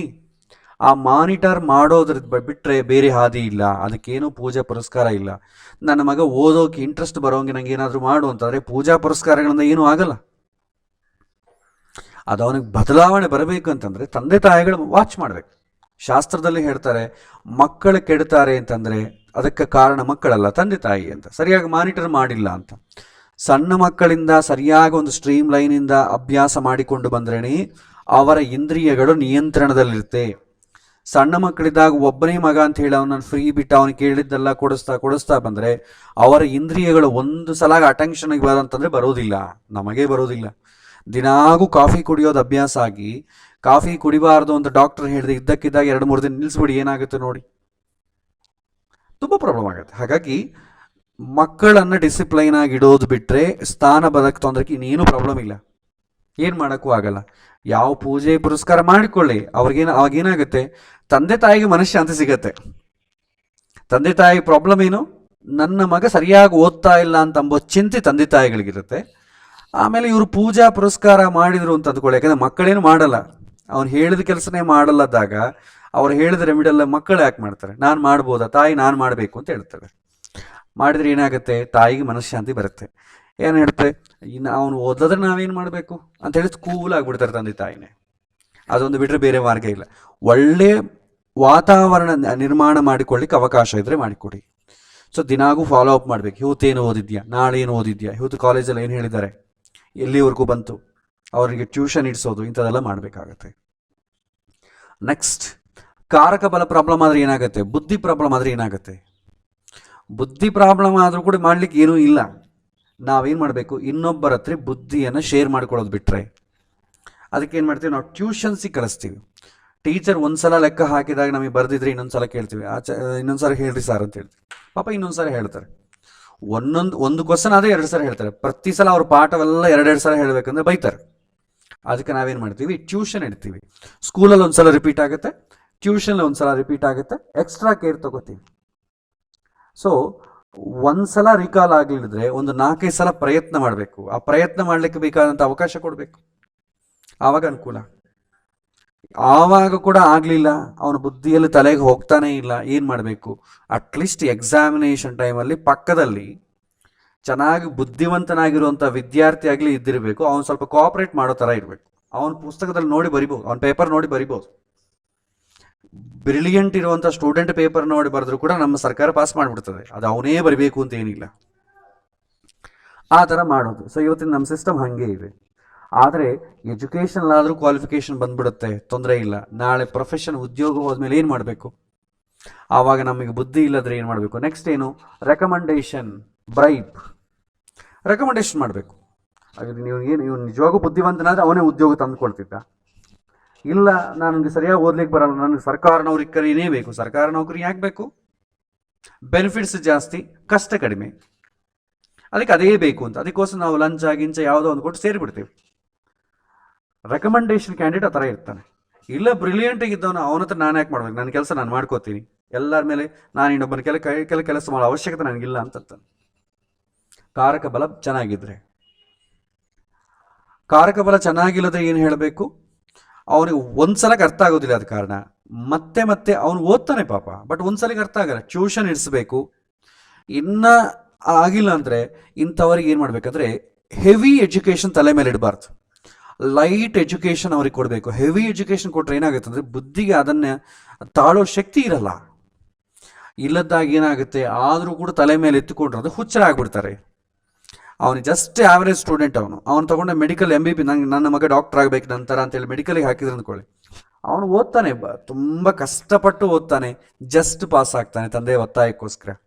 ಅಂಥವನು ಇನ್ನು ಸಮಾಜಕ್ಕೆ ಏನು ಉಪಯೋಗ ಮಾಡ್ತಾನೆ? ಜನಗಳನ್ನು ಕೊಂದುಬಿಡ್ತಾನೆ ಅಷ್ಟೇ. ಅದು ಅವನಿಗೂ ಕಷ್ಟವೇ. ಅವನು ತುಂಬ ತಲೆ ಕೆಡಿಸಿಕೊಂಡು ಓದಬೇಕು. ಒಂದ್ಸಲ ಅರ್ಥ ಆಗೋದಿಲ್ಲ, ದಿನಾಗೂ ಹಾಗೆ ತಲೆ ಕೆಡಿಸ್ಕೊಳ್ತಾ ಇದ್ರೆ ಆರೋಗ್ಯ ಏನಾಗುತ್ತೆ, ಆರೋಗ್ಯದ ಮೇಲೆ ಪ್ರಭಾವ ತೋರಿಸುತ್ತೆ. ಒಂದು 10 kg ವೆಯ್ಟನ್ನು ಹೊರೆಯೋನು ಒಂದೇ ಸಲ ತಲೆ ಮೇಲೆ 50 kg ಇಟ್ಟರೆ ಒಂದಿನ ಆದರೂ ಹೊರಿತಾನೆ, 2 ದಿನ ಆದರೂ ಹೊರಿತಾನೆ. ಜೀವಿತಾಂತ ಹೊರದ್ರೆ ಏನಾಗುತ್ತೆ, ಸತ್ತೋಗ್ತಾನೆ. ಹಾಗಾಗಿ ಜಾಸ್ತಿ ಪ್ರೆಷರ್ ಹಾಕಬಾರ್ದು. ಇಂಥವರಿಗೆ ಪ್ರೆಷರ್ ಇಲ್ಲದಂಥ ಎಜುಕೇಷನ್ ಕೊಡಿಸ್ಬೇಕು. ಅಟ್ಲೀಸ್ಟ್ ಒಂದು ಬ್ಯಾಂಕಲ್ಲಿ ಕ್ಲರ್ಕನ್ನು ಆಗ್ತಾನೆ, ಸಂತೋಷವಾಗಿ ಆರೋಗ್ಯವಾಗಿರ್ತಾನೆ. ಇಲ್ಲ, ಅವನು ದೊಡ್ಡ ಲಾಯರೇ ಆಗಬೇಕು, ದೊಡ್ಡದೇ ಆಗಬೇಕು ಅಂತಂದರೆ ಸರ್ಟಿಫಿಕೇಟಲ್ಲಿ ಇರುತ್ತೆ. ಸರ್ಟಿಫಿಕೇಟಲ್ಲಿ ಇಂಜಿನಿಯರ್ ಅಂತ ಇಟ್ಕೊಂಡು ಮನೆ ಫ್ರೇಮ್ ಇಟ್ಕೊಂಡಿರ್ತಾನೆ ಅಷ್ಟೇ. ಇಂಜಿನಿಯರಿಂಗ್ ಇರಬೇಕು, ಏನು ಮಾಡಬೇಕು ಅದು ಒಂದು ಲಕ್ಷಣ ಕೂಡ ಅವನಿಗಿರಲ್ಲ. Mechanical engineering, electrical engineering, aviation engineering ಎಲ್ಲ ಮಾಡ್ತಾನೆ. ಕೊನೆಗೆ ಏನು ಮಾಡ್ತಾನೆ, ಇದೆಲ್ಲ ನಮಗೆ ಯಾಕೆ ಬೇಕಾಗಿದಪ್ಪ, ಬೇಡ, ಸುಮ್ಮನೆ ಹೋಗಿ ಯಾವುದನ್ನ ಒಂದು ಕಂಪ್ಯೂಟರ್ ಜಾಬ್ ಮಾಡಿಕೊಳ್ಳೋಣ. ಕೊನೆಗೆ ಆನ್ಸೈಟಿಗೆ ಯಾರೋ ಕಂಪ್ಯೂಟರ್ ಬರ್ತಾರೆ, IT ಇಂಡಸ್ಟ್ರಿಯವರು, ಅವ್ರಿಗೆ ಹೋಗಿ ಒಂದು ಸಣ್ಣ ಜಾಬ್ ಸೇರಿಬಿಡೋದು. ಆ IT ಸಣ್ಣ ಜಾಬ್ ಸೇರಬೇಕಾದ್ರೆ ಈ ಮೆಕ್ಯಾನಿಕಲ್ ಇಂಜಿನಿಯರಿಂಗು, ಸಿವಿಲ್ ಇಂಜಿನಿಯರಿಂಗ್ ಯಾಕೆ ಓದಬೇಕು? ಯಾವುದೋ ಕಂಪ್ಯೂಟರ್ ಇಂಜಿನಿಯರಿಂಗ್ ಹೋದರೆ ಆಯಿತು. ನಿಜವಾಗಿ ಇವತ್ತು ಮಾಡಬೇಕು ಕಂಪ್ಯೂಟರ್ ಸಂಬಂಧಪಟ್ಟ IT ಜಾಬ್ ಬರಬೇಕಾದ್ರೆ ನಿಜವಾಗಿ ಇಂಜಿನಿಯರಿಂಗ್ ಮಾಡೋದೇ ಬೇಕಾಗಿಲ್ಲ. ಅವನಿಗೆ ಬೇಕಾದ ಕೋರ್ಸ್ ಒಂದು 3 ತಿಂಗಳಲ್ಲಿ ಕಲ್ತ್ರೆ ಆಯಿತು. ಆದರೆ ಇಡೀ 4 ವರ್ಷ ಇಂಜಿನಿಯರಿಂಗ್ ಮಾಡೋ ಅವಶ್ಯಕತೆ ಇಲ್ಲ. ಆದರೆ ಅವ್ರಿಗೇನು ಬೇಕು, ಕ್ವಾಲಿಫಿಕೇಷನ್ ಬೇಕಾದ ಕಾರಣ ಇಂಜಿನಿಯರಿಂಗ್ ಓದ್ತೀವಿ. ಅವನಿಗೆ ಬೇಕಾದ್ದೇ ನಮಗೆ ಬೇಕಾದ ಕಾರಣ ನಾವು ಟ್ರೈನಿಂಗ್ ತೊಗೊಳ್ಳೋದು, ಅವ್ನು ಟ್ರೈನಿಂಗ್ ತೊಗೊಳ್ಳೋದು ಮಾಡ್ತಾನೆ. ಇದು ನಮ್ಮ ವರ್ಸ್ಟ್ ಎಜುಕೇಷನ್ ಸಿಸ್ಟಮ್. ಸೊ ಕಾರಕ ಬಲ ಚೆನ್ನಾಗಿಲ್ಲ ಅಂತಂದ್ರೆ ಏನು ಮಾಡಬೇಕು, ಟ್ಯೂಷನ್ಗೆ ಇಡಿಸ್ಬೇಕು. ಅಷ್ಟು ಬಿಟ್ಟರೆ ಬೇರೆ ಆ ಮಾರ್ಗ ಇಲ್ಲ. ಸಾಧ್ಯವಾದರೆ ಹೆಚ್ಚು ಪ್ರೆಷರ್ ಕೊಡುವಂಥ ಓದನ್ನು ಓದಿಸ್ಬೇಕು. ಬುಧ ಅಸ್ತಂಗತ ಆದರೂ, ಬುಧ ನೀಚ ಆದರೂ, ಬುಧ 6, 8, 12 ಮನೆಗಿದ್ದರೂ ಹೆಚ್ಚು ಪ್ರೆಷರ್ ಇರುವಂಥ ಓದುಗಳನ್ನು ಓದಿಸ್ಬಾರ್ದು, ತಲೆಗಿಟ್ಕೋಬೇಕು. ಯಾರಾದರೂ ಕೇಳ್ತಾ ಇರ್ತಾರೆ, ನನ್ನ 10th ಪಾಸ್ ಆಗಿದ್ದಾನ್ರಿ, +2 ನೆಕ್ಸ್ಟ್ ಯಾವ್ದು ಸೇರಿಸೋಣ ಅಂತೀರಾ ಅಂತ ಕೇಳಿದಾಗ, ಬುಧ ಅಸ್ತಂಗತ ಆದರೂ, ನೀಚ ಆದರೂ ಈ ಥರ ಅದು ಹೇಳಬೇಕು. ಹೆಚ್ಚು ಪ್ರೆಷರ್ ಇರೋ ಓದಿಸ್ಬೇಡಿ. ನಿಮ್ಮ ಪಕ್ಕದ ಮನವನು MBBS ಸೇರಿದ್ದಾನೆ ಅಂತೇಳಿ ನೀವು ಅದನ್ನು ಸೇರಿಸ್ಬೇಡಿ. ಅವನ ಕೈಲಿ ಓದೋಕ್ಕಾಗಲ್ಲ, ಅವನಿಗೆ ಅಷ್ಟು ಶಕ್ತಿ ಇಲ್ಲ ಅಂತ ಹೇಳ್ಬಿಡ್ಬೇಕು. ಇದು ಕಾರಕ ಬಲ. ಆಧಿಪತ್ಯ ಬಲ, ಸ್ಥಾನ ಬಲಕ್ಕೂ ಕಾರಕ ಬಲಕ್ಕೂ ಯಾವ ಥರ ರೆಮಿಡಿ ಇಲ್ಲ. ನೀವು ಲೌಕಿಕವಾಗಿ ಅದು ಹೇಳಬೇಕಾದ್ದೆ, ಅದಕ್ಕೆ ರೆಮಿಡಿ ಏನೂ ಇಲ್ಲ. ಆಧಿಪತ್ಯ ಬಲ ತೊಂದರೆ ಆದರೆ ಪುಣ್ಯ ಕಡಿಮೆ ಆಯಿತು, ಹಿಂದಿನ ಜನ್ಮದಲ್ಲಿ ಓದಿಕೊಳ್ಳಿಕ್ಕೆ ಬೇಕಾದಂಥ ಪುಣ್ಯ ಮಾಡಿಲ್ಲ, ಇದಕ್ಕೆ ರೆಮಿಡಿ ಇದೆ. ನಾವು ಪುಣ್ಯ ಇಲ್ಲ ಅಂತಂದರೆ ಏನು ಮಾಡಬೇಕು? ಪುಣ್ಯ ಸಂಪಾದನೆ ಮಾಡ್ಕೊಳ್ಬೇಕು. ಹಿಂದಿನ ಕಾಲ ರಾಜರೆಲ್ಲ ಕೂಡ ಪುಣ್ಯ ಇಲ್ಲ ಅಂದರೆ ಏನು ಮಾಡ್ತಿದ್ರು? ಬ್ರಾಹ್ಮಣರಿಗೆಲ್ಲ ದುಡ್ಡು ಕೊಟ್ಟು ಅವರ ಕೈಯಿಂದ ಪುಣ್ಯ ಇಸ್ಕೊತಿದ್ರು. ಅವ್ರ ಕೈಯಲ್ಲಿ ನೀರು ಹಾಕಿ, ತಮ್ಮ ಕೈಯಲ್ಲಿ ತುಳಸಿದೆಲ್ಲ ಹಾಕಿ ಬಿಡಿಸ್ತಿದ್ರು. ಅಂದರೆ ಅವನೆಲ್ಲ ಸಾಧನೆ ಮಾಡಿದ ಪುಣ್ಯ ಎಲ್ಲ ಇವನಿಗೆ ಕೊಡ್ತಿದ್ದ. ಆ ಥರ ಸಿಸ್ಟಮ್ ಹಿಂದೆ ಇತ್ತು. ಅದೇ ಸಿಸ್ಟಮ್ ಫಾಲೋ ಆಗಬೇಕು. ನಮ್ಮ ಹತ್ರ ಪುಣ್ಯ ಇಲ್ಲ ಅಂತಂದರೆ ಇನ್ನೊಬ್ಬನ ತಗೋಬೇಕು. ಯಾರು ಕೊಡೋರು ಯಾರಿದ್ದಾರೆ ಪುಣ್ಯ? ಎಲ್ಲರ ಪರಿಸ್ಥಿತಿ ಅದೇ. ಯಾರು ಕೂಡ ಬ್ರಾಹ್ಮಣರಾದವರು ಕೂಡ ಪುಣ್ಯ ಮಾಡಿಕೊಂಡು ಬ್ರಾಹ್ಮಣ ಯಾರೂ ಇಲ್ಲ. ಈಗ ದುಡ್ಡು ಮಾಡೋ ಬ್ರಾಹ್ಮಣರಿದ್ದಾರೆ. ತಿನ್ನಬಾರ್ದೆಲ್ಲ ತಿಂದು ಬಾಯಲ್ಲಿರುವಂಥ ಅಗ್ನಿ ಆರಿ ಹೋಗಿದೆ, ಶಾಂತವಾಗಿದೆ. ಸ್ವೀಕಾರ ಮಾಡಬಾರ್ದೆಲ್ಲ ದಾನ ಸ್ವೀಕಾರ ಮಾಡಿ ಕೈಯಲ್ಲಿರುವಂಥ ಅಗ್ನಿ ಶಾಂತವಾಗಿ ಹೋಗಿದೆ. ಹಾಗೆ ಬ್ರಾಹ್ಮಣಿಗೆ ಪವರ್ ಇಲ್ಲ. ಈಗ ಅವನಿಗಿರೋ ಸ್ವಲ್ಪ ಪುಣ್ಯವೇ ಅವನ ಮನೆಗೆ ಸರಿ ಹೋಗೋದಿಲ್ಲ. ಅವನ ಹತ್ರ ಏನು ಸ್ಟಾಕ್ ಏನು ಜಾಸ್ತಿ ಇರಲ್ಲ. ಈ ಸಮಯದಲ್ಲಿ ಏನು ಮಾಡಬೇಕು? ಯಾರ ಹತ್ರ ಪುಣ್ಯ ಇರುತ್ತೆ? ಗುರುಗಳ ಹತ್ರ ಇರುತ್ತೆ. ಗುರುಗಳ ಹತ್ರ ಪುಣ್ಯ ಜಾಸ್ತಿ ಇರುತ್ತೆ. ಹಾಗಾಗಿ ಗುರುಗಳನ್ನು ಆಶ್ರಯ ಮಾಡಬೇಕು. ಅವರವರ ಸಂಪ್ರದಾಯದಲ್ಲಿ ಯಾರು ಗುರುಗಳಿದ್ದಾರೆ, ರಾಘವೇಂದ್ರ ಸ್ವಾಮಿಗಳಾಗ್ಬೋದು, ಅವರು ಸಾಯಿಬಾಬಾ ಆಗ್ಬೋದು, ದತ್ತಾತ್ರೇಯ ಆಗ್ಬೋದು, ಬೇರೆ ಕ್ರಿಶ್ಚಿಯಾನಿಟಿ, ಇಸ್ಲಾಂ, ಅದು ಅವ್ರವ್ರ ಗುರುಗಳು ಯಾರಿದ್ದಾರೋ ಗುರುಗಳ ಹತ್ರ ಪುಣ್ಯ ಇರುತ್ತೆ. ಅವರು ಜಾಸ್ತಿ ಮಾಡ್ಕೊಂಡಿರ್ತಾರೆ. ಆ ಪುಣ್ಯವನ್ನು ಅವ್ರು ಇನ್ನೊಬ್ರಿಗೆ ಶೇರ್ ಮಾಡ್ಬೋದು. ಗುರುಗಳ ಹತ್ರ ಹೋಗಿ ಸೇವೆ ಮಾಡಿದರೆ ಅವ್ರು ಶೇರ್ ಮಾಡ್ತಾರೆ, ಖಂಡಿತ ಅನುಗ್ರಹ ಸಿಗತ್ತೆ. ಸೇವೆ ಮಾಡೋದು ಅಂತಂದರೆ ನಮಗೆ ಅಲ್ಲಿ ಮೇಲೆ ಬೋರ್ಡ್ ಹಾಕಿರ್ತಾರೆ, ಸರ್ವಸೇವಾ ಪಂಚಾಮೃತ ಸೇವೆ, ಆ ಥರ ಸೇವೆಗಳಲ್ಲ. ರಿಕ್ವೆಸ್ಟ್ ಮಾಡೋದು. ಸೇವೆ ಮಾಡೋದು ಅಂದರೆ ರಿಕ್ವೆಸ್ಟ್. ಒಂದು ರಿಕ್ವೆಸ್ಟ್ ಮಾಡಿದರೆ ಪ್ರದಕ್ಷಿಣೆ ನಮಸ್ಕಾರ ಹಾಕಿ, ಈ ಥರ ಮಾಡಿ ನಮ್ಮ ಮ್ಯಾನ್ಯುವಲ್ ಏನೋ ನಮ್ಮ ಕಾಂಟ್ರಿಬ್ಯೂಷನ್ ಇರಬೇಕು. ಸೇವೆಗಳು ನಾವು ರಥೋತ್ಸವ ಮಾಡಿಸಿದೆ, ಪಂಚಾಮೃತ ಅಭಿಷೇಕ, ಇದರಲ್ಲೇ ನಮ್ಮ ಕಾಂಟ್ರಿಬ್ಯೂಷನ್ ಏನಿಲ್ಲ. ಆ ದುಡ್ಡನ್ನು ತಂದು ಎಲ್ಲಿ ಹಾಕ್ತೀವಿ? ನಮ್ಮ ಶ್ರಮ ಏನಿದೆ? ಏನೂ ಇಲ್ಲ. ಹೋಗಿ ಪ್ರದಕ್ಷಿಣೆ ನಮಸ್ಕಾರ ಹಾಕಿ, ಒಂದು 7-8 ಸಲ ಪ್ರದಕ್ಷಿಣೆ ಹಾಕಿ, ನೀನು ನಂಗೆ ಕೊಳ್ಳೇಬೇಕು, ನಾನು ನಿನ್ನನ್ನು ಅರ್ಥಿಸ್ತಾ ಇದ್ದೀನಿ. ಈ ಥರ ಪುಣ್ಯ ಸಂಪಾದನೆ ಮಾಡಿಕೊಂಡ್ರೆ ಖಂಡಿತ ಅವನಿಗೆ ಅನುಕೂಲ ಆಗಿದೆ. ಎಷ್ಟೋ ಜನ ಎಕ್ಸಾಮಿನೇಷನ್ ಸರಿಯಾಗಿ ಬರೆದಿದ್ರು ಕೂಡ ನಾನು ಪಾಸ್ ಆಗಿದ್ದೀನಿ, ನನಗೆ ಆಶ್ಚರ್ಯವಾಗಿದೆ ಅಂತ ಹೇಳ್ತಾರೆ ಭಾಳ ಜನ. ಕರೆಕ್ಷನ್ ಮಾಡೋನು ಕಣ್ಣು ಮುಚ್ಕೊಂಡು ಮಾಡ್ತಾನೆ. ಅವನು ಎಲ್ಲೋ ಪಾಪ ಟಯರ್ಡ್ ಆಗಿಬಿಟ್ಟಿರ್ತಾನೆ. ಇಷ್ಟು ಪೇಪರ್ ಅಂತ ಮಾಡೋದು, ಒಂದು ಪೇಪರಿಗೆ ಇಷ್ಟು ದುಡ್ಡು ಬರುತ್ತೆ, ಏನೋ ಬರೆದಿದ್ದಾನೆ ಅಂತೇಳಿ ಕಣ್ಣು ಮುಚ್ಕೊಂಡು ಕರೆಕ್ಷನ್ ಮಾಡಿಬಿಡ್ತಾನೆ. ಎಲ್ಲೋ ಒಂದು ಪಾಯಿಂಟ್ ಸಿಗುತ್ತೆ, ಕರೆಕ್ಷನ್ ಮಾಡಿಕೊಟ್ಬಿಡ್ತಾನೆ, ಪಾಸ್ ಆಗಿಬಿಡ್ತಾನೆ. ಇಲ್ಲ, ಇವನಿಗೆ ಪುಣ್ಯ ಇಲ್ಲ ಅಂತಂದರೆ ಕರೆಕ್ಟಾಗಿ ಒಂದೊಂದು ಲೈನ್ ಓದ್ಕೊಂತ ಬರ್ತಾನೆ ಅವನು. ಆ ಥರ ಇರುತ್ತೆ ಅದೃಷ್ಟ. ಅದಕ್ಕೆ ಯಾವಾಗ ಸರಿಯಾಗಿ ಒಂದು ಒಳ್ಳೆ ಕಾಲೇಜಲ್ಲಿ ಸೀಟ್ ಸಿಗ್ತಾ ಇಲ್ಲ, ಪಾಸ್ ಆಗ್ತಾ ಇಲ್ಲ, ಮುಂದಕ್ಕೆ ಹೋಗ್ತಾ ಇಲ್ಲ ಅಂತಂದಾಗ ನಾವು ರೌಟ್ ಮಾಡಬೇಕು, ಎಸ್ಕಲೇಟ್ ಮಾಡಬೇಕು. ಸೊ ನೀವು ಗುರುಗಳ ಹತ್ರ ಹೋಗಿ ಸೇವೆ ಮಾಡಿ, ಪ್ರದಕ್ಷಿಣೆ ನಮಸ್ಕಾರ ಹಾಕಿ, ತುಪ್ಪದಿಂದ ಒಂದು ದೀಪ ಹಚ್ಚಿ. ತುಪ್ಪದಿಂದ ದೀಪ ಹಚ್ಚಿದ್ರೆ ಅವ್ನ ಕಾಂಟ್ರಿಬ್ಯೂಷನ್ ಇರುತ್ತೆ, ಪ್ರದಕ್ಷಿಣೆ ನಮಸ್ಕಾರ ಹಾಕಿದ್ರೆ ಅವ್ನ ಕಾಂಟ್ರಿಬ್ಯೂಷನ್ ಇರುತ್ತೆ. ಗುರುಗಳ ಸ್ತೋತ್ರವನ್ನು ನಿರಂತರ ಭಕ್ತಿಯಿಂದ ಪಾರಾಯಣ ಮಾಡು, ಅವನ ಕಾಂಟ್ರಿಬ್ಯೂಷನ್ ಇರುತ್ತೆ. ಅವನ ಕಾಂಟ್ರಿಬ್ಯೂಷನ್ ಇರೋ ಥರ ಯಾವುದೋ ಒಂದು ರೆಮಿಡಿ ಹೇಳಿ. ಇನ್ನು ಕೊಡೋದು ಬಿಡೋದು ಗುರುಗಳಿಷ್ಟ. ಗುರುಗಳು ಕೂಡ ಏನಾಗುತ್ತೆ, ಇವನೇನೋ ಇಷ್ಟು ಪಾಪ ರಿಕ್ವೆಸ್ಟ್ ಮಾಡ್ತಾ ಇದ್ದಾನೆ, ಕೊಡಬೇಕು ಅಂತ ಅನುಗ್ರಹ ಅವ್ರು ಮಾಡಬೇಕು. ಸೊ ನಾವು ಕೊಟ್ಟೆ ಕೊಡ್ತಾನೆ ಅಂತ ನಾವು ಹೇಳೋಕ್ಕಾಗಲ್ಲ. ಸೊ ಗುರುಗಳ ಸೇವೆ ಮಾಡೋದು ಮಾಡಬೇಕು. ಭಗವಂತನನ್ನು ಪ್ರಾರ್ಥನೆ ಮಾಡಬೇಕು, ಭಗವಂತನೇ ನನಗೆ ಅನುಕೂಲ ಮಾಡಿಕೊಡು. ಇದು ಬಿಟ್ಟರೆ ಬೇರೆ ಮಾರ್ಗ ಇಲ್ಲ. ಅದಕ್ಕೆ ಅವರಿಗೆ ನಂಬಿಕೆ ಬರಲಿಕ್ಕೆ ನಾವೇನು ಮಾಡ್ತೀವಿ? ಯಾವ ಗ್ರಹ ಚತುರ್ಥಾಧಿಪತಿ ಯಾರಾಗ್ತಾರೆ, ಅದಕ್ಕೆ ಅಭಿಮಾನ ದೇವರು ಯಾರಾಗ್ತಾರೆ, ಅವರನ್ನು ಪ್ರಾರ್ಥನೆ ಮಾಡು. ಇಲ್ಲಿ ಚತುರ್ಥಾಧಿಪತಿ ಚಂದ್ರ, ಚಂದ್ರಗೆ ಯಾರು? ರುದ್ರದೇವರು ಪ್ರಾರ್ಥನೆ ಮಾಡು. ಗುರುಗಳ ಪ್ರಾರ್ಥನೆ, ಗುರುಗಳು ಬೆಸ್ಟ್. ಯಾಕಂದರೆ ಒಂದೊಂದಕ್ಕೂ ಒಂದೊಂದು ದೇವತೆಯನ್ನು ಹಿಡ್ಕೊಳ್ಳೋದು ಕಷ್ಟ. ರುದ್ರದೇವರು ಪ್ರಾರ್ಥನೆ ಮಾಡುವಂಥ ಶ್ರೀ ವೈಷ್ಣವ್ರು ಹೇಳಿದ್ರೆ ನಾವು ರುದ್ರದೇವರು ಪೂಜೆ ಮಾಡಲ್ಲ ಅಂತಾರೆ. ಇದೆಲ್ಲ ಯಾಕೆ ಕಷ್ಟ? ನೀವು ಮುಸಲ್ಮಾನರಿಗೆ ಹೇಳಿದ್ರೆ ಅಂದ್ಕೊಳ್ಳಿ, ನಾವೆಲ್ಲ ಹಿಂದೂ ದೇವಗಳನ್ನ ಪೂಜೆ ಮಾಡಲ್ಲ ಅಂತಾರೆ. ಅದಕ್ಕೆ ನಿಮ್ಮದರಲ್ಲಿ ನಿಮ್ಮ ಕ್ಲಾಸಲ್ಲಿ ಯಾರು ಗುರುಗಳಿದ್ದಾರೆ ಅವ್ರನ್ನ ಪೂಜೆ ಮಾಡಿ ಅಂತ ಹೇಳ್ಬಿಡಿ. ಸೊ ಪುಣ್ಯ ಅಂತ ಅಂಬೋದು ಬಂದು ಅನುಕೂಲ ಆಗುತ್ತೆ. ಇದನ್ನು ನೀವು ಕೌನ್ಸಿಲಿಂಗ್ ಮೆಥಡಲ್ಲಿ ಹೇಳಬೇಕು. ಸೊ ಯಾರೇ ಕೌನ್ಸಿಲಿಂಗ್ ಮೆಥಡ್ ಈಸ್ ಡಿಫ್ರೆಂಟ್. ನಾವು ಇಲ್ಲಿ ಅನಲೈಸ್ ಮಾಡೋದೆಲ್ಲ different, counselling method is different. So ಹೀಗೆ ಅದು ಕೂಡ ಹೇಳಿಬಿಟ್ರೆ ಕನ್ಫ್ಯೂಸ್ ಆಗ್ತೀರಾ. ಫಸ್ಟು ಚತುರ್ಥ ಸ್ಥಾನವನ್ನು ಅನಲೈಸ್ ಮಾಡೋದು ಒಂದು 4-5 ಕ್ಲಾಸನ್ನು ನೀವು ಒಂದೊಂದು ಎಕ್ಸಾಂಪಲ್ಸ್ ಮಾಡಿ ಪ್ರಾಕ್ಟೀಸ್ ಮಾಡಿದ ನಂತರ ಇದನ್ನು ಹೇಗೆ ಮಾಡಬೇಕು. Counselling is entirely different. ಆ ಕೌನ್ಸಿಲಿಂಗ್ ಅಂತ ಅಂಬೋದು ನಾನು ಇದರ ಬಗ್ಗೆ ಫುಲ್ ಸ್ಟಡಿ ಆದಮೇಲೆ, ವಿದ್ಯಾ ಉದ್ಯೋಗ ವಿವಾಹ ಸಂತಾನ ಎಲ್ಲ ಆದಮೇಲೆ ಲಾಸ್ಟಲ್ಲಿ ಹೇಗೆ ಕೌನ್ಸಿಲಿಂಗ್ ಮಾಡಬೇಕು ಅಂತಂಬೋದು ಹೇಳ್ಕೊಡ್ತೀನಿ. ಇದು ಕೇವಲ ನೀವು ತಿಳ್ಕೊಳ್ಳಿಕ್ಕೋಸ್ಕರವೇ. ಸೊ ಪ್ರಾಕ್ಟೀಸನ್ನು ಮಾಡಿ, ಏನಾದರೂ ಡೌಟ್ಸ್ ಬಂದರೆ ಹೇಳಿ. ನಿಮಗೆ ಕ್ವಶನ್ಸ್ ನಾನು ಹೇಳಿದ್ದೀನಿ, ಕ್ವಶನ್ಸ್ ಕಲೆಕ್ಟ್ ಮಾಡಿ ಅಂತ ಹೇಳಿದ್ದೀನಿ. ಆ ಕ್ವಶನ್ಸಿಗೆ ಯಾವ ಥರ ಆನ್ಸರ್ ಬರುತ್ತೆ ಅಂತ ಹುಡುಕಿ. ನನಗಿದು ಹೊಳಿತಾ ಇಲ್ಲ, ಇವನಿಗೆ ಈ ಥರ ಆಗಿದೆ, ಬಟ್ ಜಾತಕದಲ್ಲಿ ಏನೋ ನಂಗೆ ಗೊತ್ತಾಗ್ತಾ ಇಲ್ಲ ಹೇಳ್ಬೋದು. ಸೊ ಒಂದು ಎಕ್ಸಾಂಪಲ್ ನಾನೇ ಕೊಡ್ತೀನಿ, ಆ ಎಕ್ಸಾಂಪಲನ್ನು ನೀವು ಮಾಡಿ.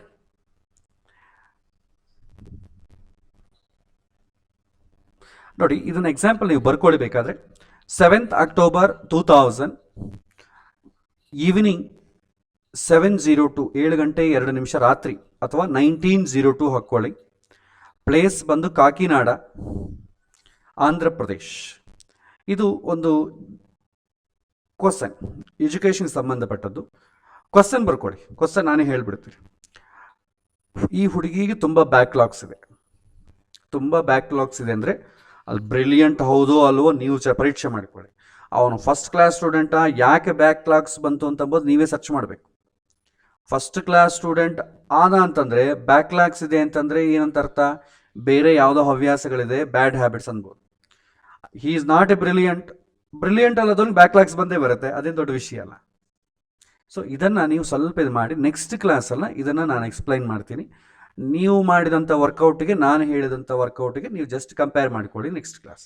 ಸೊ ಇದನ್ನು ನೀವು ಮಾಡಿ. ಇನ್ನೊಂದು ಸಲ ಹೇಳ್ತೀನಿ, 7th October 2000 ನೈಟ್ 7:02 ಅಥವಾ 1902 ಕಾಕಿನಾಡ, ಆಂಧ್ರ ಪ್ರದೇಶ್, ಇಂಡಿಯಾ.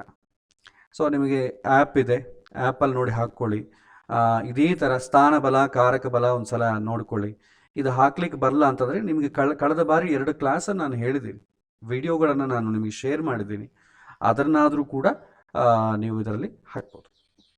ಸೊ ಇದು ಎಜುಕೇಷನ್ ಸಿಸ್ಟಮಿಗೆ ಸಂಬಂಧಪಟ್ಟ ಎಕ್ಸಾಂಪಲ್. ನೆಕ್ಸ್ಟ್ ಕ್ಲಾಸನ್ನು ಇದನ್ನು ನಾನು ಎಕ್ಸ್ಪ್ಲೈನ್ ಮಾಡಿ ನಾವು ಪ್ರೊಫೆಷನ್, ಜಾಬಿಗೆ ಸಂಬಂಧಪಟ್ಟ ವಿಚಾರಕ್ಕೆ ಹೋಗೋಣ. ಶ್ರೀಕೃಷ್ಣ ಅರ್ಪಣಮಸ್ತು. ಏನಾದರೂ ಪ್ರಶ್ನೆಗಳಿದ್ದರೆ ಒಂದು 5 ನಿಮಿಷದ ಕಾಲ ನೀವು ಕೇಳ್ಬೋದು.